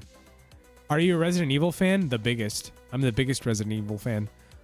I should clarify. I'll asterisk with I am the biggest pre-7 Resident Evil fan. I have not played Village. I've played everything else though. So yeah, I'm a relatively big Resident Evil fan. Resident Evil was a very good part of my childhood. I started with 4. I beat 4 on the PS2 like 7 times. Like, that's how much I love that game. Like, I just played it over and over and over and over again with no relenting. RoboCop was a godsend for FPS games last year because it proved FPS games can have good story again. I have not played RoboCop. I won't lie. I was never able to find a torrent, and I wasn't paying for that shit. So, you know, I never played it. And is it good? Is it a really good story? Is it worth playing? I don't know. What do you think? Do you think I should play it? Up to you. It is a 10 out of 10. Are you saying that for story reasons? Or are you saying that the gameplay is equivalently just as good as the story?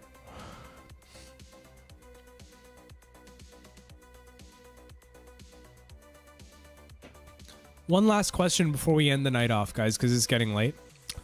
What do you feel is one game that is a 10 out of 10? I'm curious to know this. And I mean 10 out of 10 as in 0 flaws. You have no problems with it. For me, honestly, honest to God, Yakuza 7, Like a Dragon. 10 out of 10. No problems. Perfect video game. Nothing wrong with it whatsoever. Absolutely. At all. 0.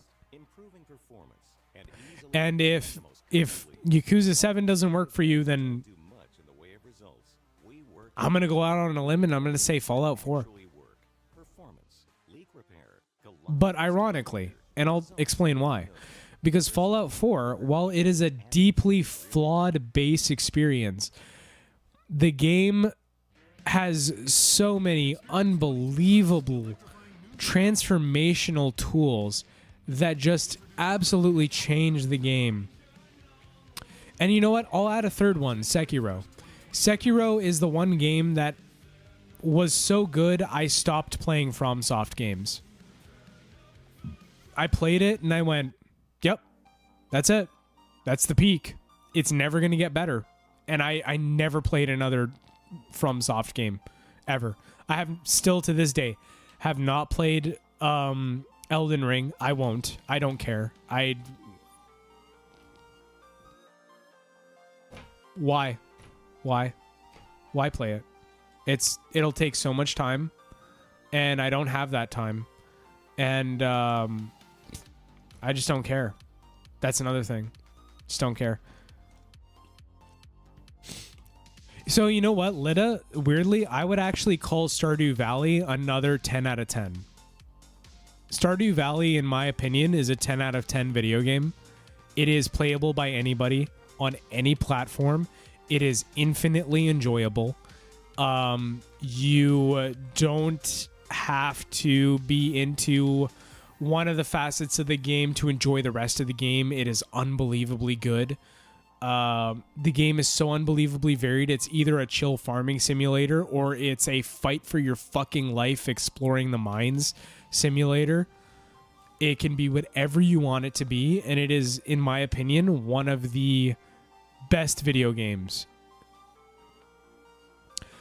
RoboCop was literally perfect. It just felt like playing as RoboCop. Tony says Ghost of Tsushima and Sekiro. I have not played Ghost of Tsushima. Is it good? I don't have a PS4, so I won't be able to play it. My wife has a PS5, but she uses it to play Warzone literally for like 6 hours straight, so I won't be able to play that either. Letta says she doesn't know what her 10 out of 10 game is, but I think it's Stardew Valley. Honestly, I do think it's Stardew Valley. Stardew Valley is a 10 out of 10, in my opinion. And that's a little weird because, like, this is a guy who enjoys dark stories and, like, first-person shooters and stuff. Listen, Stardew Valley, by contrast, gets very dark. Darker than you would expect. And the game itself is so unbelievably well built and upkept and so modular that it's just, it could provide you hours of entertainment. I can't wait for Kingdom Hearts 4, Pinball says. I have a funny story about Kingdom Hearts 3. So Kingdom Hearts 3 was purchased for me on my birthday by Jess. and before Kingdom Hearts 3, I had finished playing Sekiro. And she was like, oh, I bought you Kingdom Hearts 3. I was like, oh, sweet, thank you. Because I was really into Kingdom Hearts 1 and 2 as a kid. Like, huge into them. They were some of my favorite games as a kid. Had you asked me when I was 9 years old, what's my favorite video game? My answer would have been Kingdom Hearts 1. We got Kingdom Hearts 3. I never fucking played it. Ever. I didn't even turn it on. I never once picked up the controller and went, I'll play this. Didn't happen. Once I was finished with Sekiro, I straight up didn't play video games for like a month. And then by the time like I got the feeling to play video games again, I didn't choose to play Kingdom Hearts, that's for sure. I watched Jess play a lot of Kingdom Hearts though. I watched her play it and I saw she was not having a good time most of the time. And that deterred me from playing it. But what do you think? Is it worth a play, in your opinion, Pinball, or what do you think? Why not? Because there were several sections that she complained about. One of them being in that toy store kind of area, and I remember there was something janky about like just the movement or like the navigation in that area, which I mean really shouldn't have been a big deal because it is a Kingdom Hearts game. But I just remember several things about like the combat just being frustrating for her, and she word for word said this because me and Jess played Sekiro at the same time. She played it, I played it, she finished her own file, I finished my file. She word for word said, I can't believe I'm playing this over Sekiro right now.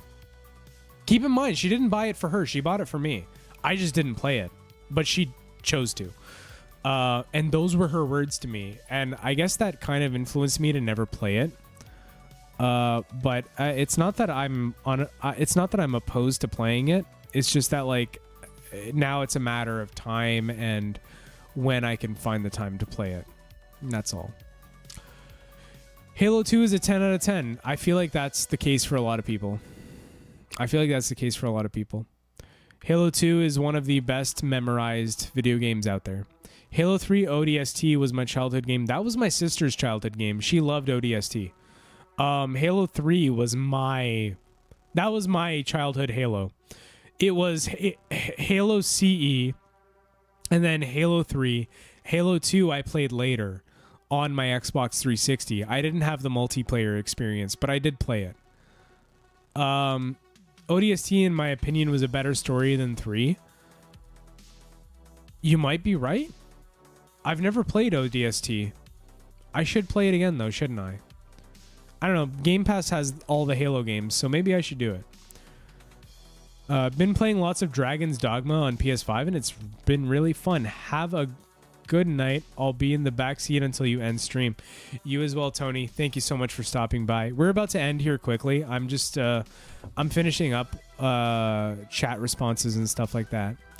Okay, that's fair. Plus, if this was when the game came out, then even fans complained about some of the combat options.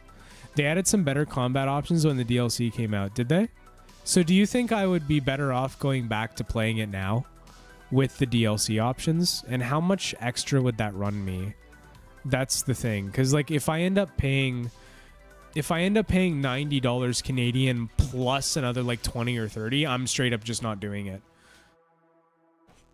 Because then to play the actual game is like $120 and like it's just not worth it at that point. I'd rather just do something else with my time. I'd recommend it, but if you haven't touched a Kingdom Hearts game since you were a kid, you are going to be lost as hell. So I haven't touched a Kingdom Hearts game since I was a kid. I refuse to. I don't believe in needing to like play all these side series and entries and stuff like that just to keep up on like what the mainline series is doing. I just don't. I don't believe in that sort of thing. I don't think that should be like necessary. And that only ever came up as a result of them delaying Kingdom Hearts 3 for fucking ever. So I'm just not gonna do it. If I do end up playing it, I'm gonna like watch a lore video to get caught up, but I'm not playing any of the side series stuff. Again, I don't care. There's other games that could take up my time. Have you considered playing Armored Core 6? No. No, and I'm not interested. Just how it is. Welcome in, Hitman. Appreciate it.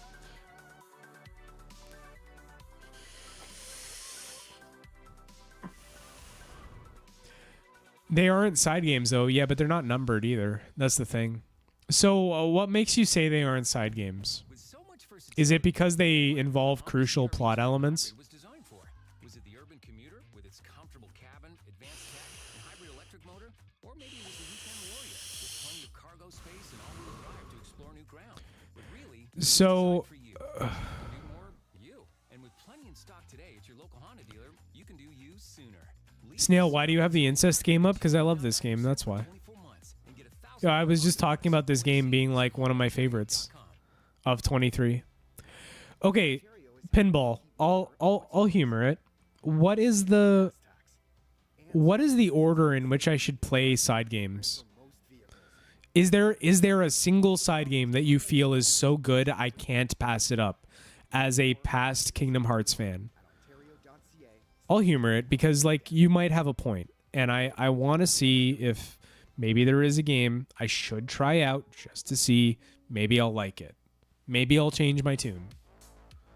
My first and last Kingdom Hearts game was 358-2. Yeah, I know. That title always confused the shit out of me.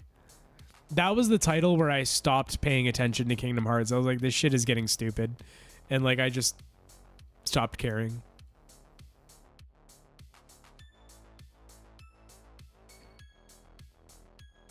My last Kingdom Hearts game was 2. It was 2. No, sorry. It was Chain of Memories, actually. Chain of Memories was my last one. The card game. And I thought it was a novel idea, but like I was also like fucking 11 years old, and I don't know, I guess. And I was playing it on an emulator. I wasn't playing it like on an actual handheld. So it was on computer, and there were other options on computer, so I just did those instead. 358 days over 2 because it's about 2 people. Stupid question, but is it about 358 days and the change those 2 people make over those 358 days, or is it or actually, yeah, that's my only question. Chain of Memory on GBA is great. That's the one I played. Chain of Memory on GBA was the one I played. Again, I thought it was novel, but it didn't stick with me, and I just didn't play it. How essential is it for me to play the spin-off games? Because, like, I feel like there are so many, and I feel like they all touch on different things, and I don't know how invested I would be in them. Unless the gameplay was just exceptional. Or unless it's available for, like, my mobile phone. You can watch a 2-hour movie that covers all the side content of the games. Is there an article I can read in, like, 15 minutes instead that covers everything? Because I know once we get to, like, the main character or the main enemy of Kingdom Hearts 3, I was like, who the fuck is this guy? I've literally never heard of him. And later I found out that this game just makes all of the side content canon. And I was like, oh, okay. The only one I'd say skip is Recoded. I see. Out of curiosity,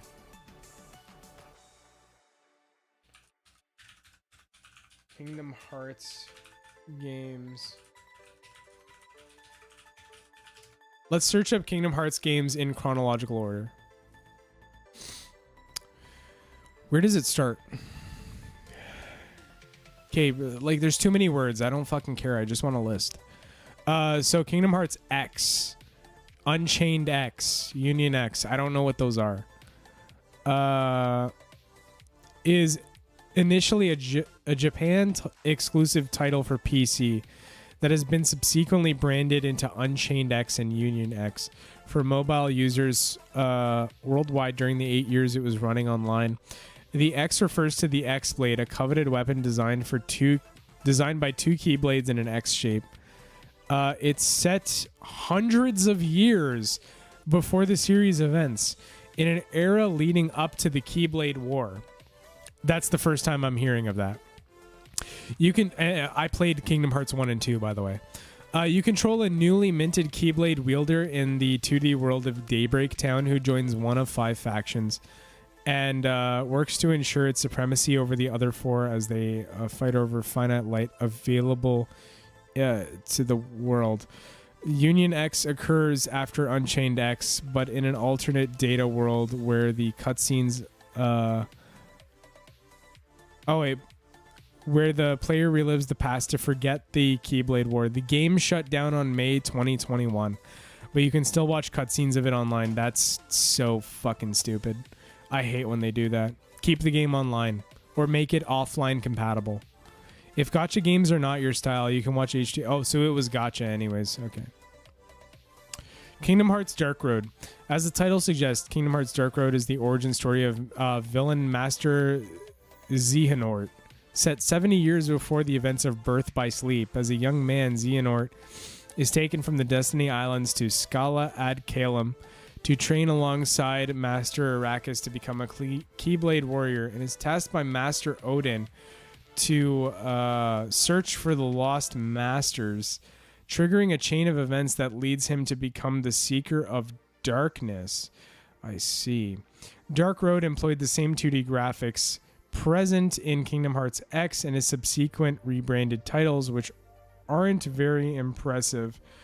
Hold on, I'm just sending a message here.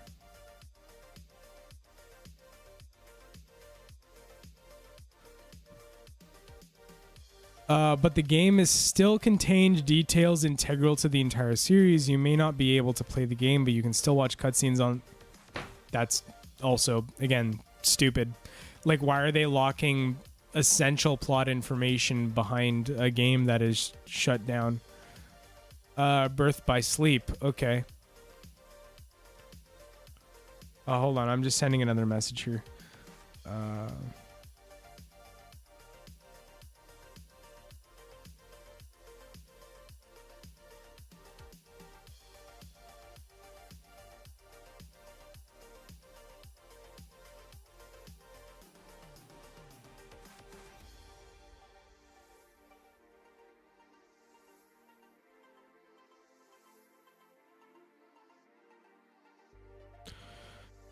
Kingdom Hearts 0.2. Why is that necessary? Why is that necessary? 0.2. I skipped one. Anyways, set 10 years before the events of Kingdom Hearts. Okay. Birth by Sleep is told from the vantage point of Ventus, Terra, and Aqua, all Keyblade apprentices for the Master Arrakis, living in the land of departure. Shortly after Aqua and Terra finish their Mark of Mastery exam, with the former passing and obtaining the title of Keyblade Master. I'm not reading all that. Birth by Sleep dives into the origin of Sora and Master Xehanort, as Ventus had part of his heart patched up by a piece of Sora's heart.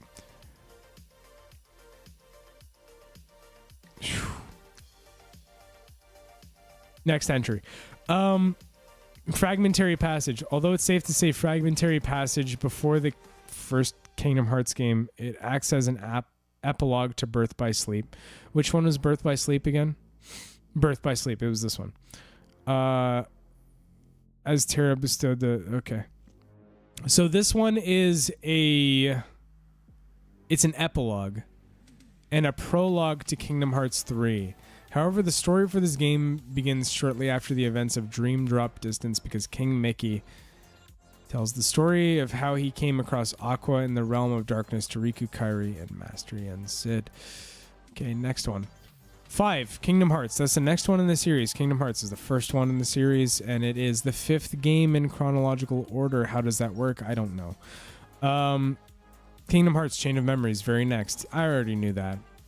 Kingdom Hearts 358 in 2 days is set during the events of Chain of Memories. So it runs parallel to Chain of Memories. It explores the birth of Roxas as Sora's nobody, when Sora turned into a Heartless during Kingdom Hearts. His daily life as the 13th member of the Organization 13 and his friend... Hold on, I'm sending a message.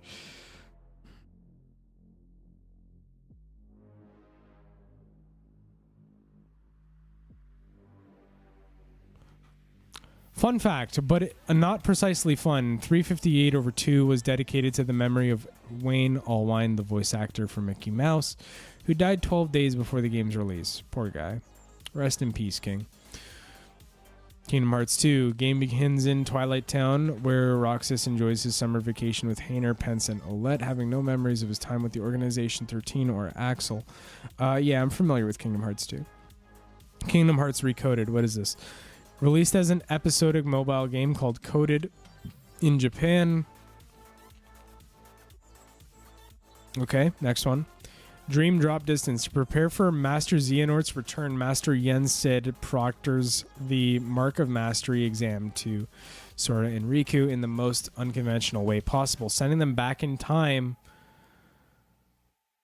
to unlock keyholes of 7 worlds that were left in a sleeping state after being destroyed by the Heartless, including the worlds of Hunchback of Notre Dame, Pinocchio, Tron Legacy, and Fantasia. Oh, cool. So this also includes like some Disney crossover worlds. And then Kingdom Hearts 3. In the final chapter of the Dark Seeker saga, Sora sets out to reclaim the power of waking and gather the 7 Guardians of Light to prepare for the final showdown with Organization 13 and Master Z, who is hell-bent on not only creating the X-Blade, but also keeping darkness and light in proper balance. Meanwhile, Kairi trains to become a Keyblade wielder with Leia, and Riku goes with King Mickey to search for the missing Keyblade wielders. Kingdom Hearts took 13 years to make, with a few trailers released between 2013 and 2018, before being released in 2019. To this day, it remains the best-selling Kingdom Hearts game.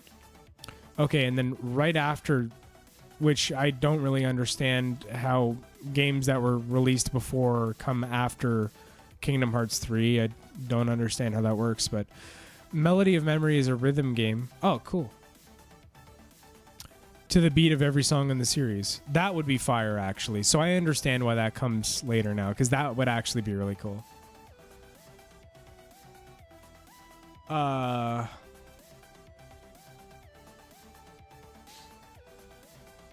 KH lore is like MGS lore, except not written by Kojima. It's all nonsense, but Kojima knows how to write some poignant stuff. The only major criticism I have about the story is with these mobile games, but if you don't see yourself enjoying it, that's fine. But I just think that it's not that hard to get it if you actually play the games and just pay attention. It probably isn't. That's the thing. Okay, so I will give an honest first impression of the Kingdom Hearts timeline. And this is coming from somebody who stopped paying attention at Kingdom Hearts 2. I think that there's a lot of bloat. I think it's a lot of bloat. But I'm sure they tried to make it work. And I'm sure a lot of it even works. But it is very intimidating to get into. And I don't know that I have the wherewithal to do it right now. There might be a point in the future where I try one of the games. I mean, 358/2, I'm not going to lie, based on the name alone, on how unusual the name is, I'm thinking about playing it. That's it. Based on the name. That's it. Nothing else. I don't know anything about how it works. I didn't absorb any of the plot points but just based on the name alone, I might actually play it. But it is very intimidating the way it's laid out. And so I see Hitman's point insofar as like it's intimidating exactly like Metal Gear Solid lore would be intimidating to someone who's uninitiated. For me, I could recite Metal Gear Solid lore all day long. Like I understand all of it and I just get it because I've played the games. I imagine that it's very much, this is basically if I wasn't a Metal Gear Solid fan and I was reading Metal Gear Solid lore. That's what I'm imagining this as. So, I'll play 358/2 days. I will play it. I will play it just to give it a fair shot. That's what I'll do. When? I'm not sure. But it'll be on Twitch. It won't be on YouTube. And I will likely never make a YouTube video for it, but it'll be something I do on Twitch. Fun fact, Yin Sid is Disney backwards. Are you fucking serious? Don't fuck with me. Are you being serious? Like, did they actually do that? Holy fuck. Welcome in, Brooke. Because I even skipped the mobile games and still understand the main points. If nothing else, grab the all-in-one collection when it's on sale and just play in release order. Okay, that's a fair point too. I have Melody of Memory. You play a rhythm game, and then after beating story mode, you get a 5-minute cut screen that takes place after the end of Kingdom Hearts 3.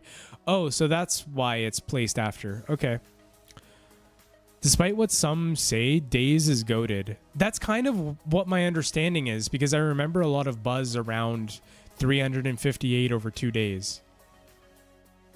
358 over 2 days plays in a mission structure where you take other Origin 13 members with you, and it also has an interesting panel system for upgrades. It's null, by the way. Oh, I knew it had to be somebody I knew. I just wasn't sure who it was. Welcome in, though. Welcome in. It had some issues because the DS just can't handle Kingdom Hearts 2's system, but the story is 10 out of 10. Nice. All right, guys, I got to take a massive leak, so we're going to end it here for tonight. Thank you so much for stopping in to the 1,000 subscriber Q&A special. Going forward, we might do some special streams on YouTube, but we won't be switching. Next time you see me live is going to be on Twitch. If that's something you're interested in, you're going to want to catch me. God damn! Fuck off. I'm trying to hold back the fucking floodgates right now. Fighting for my motherfucking life up in here.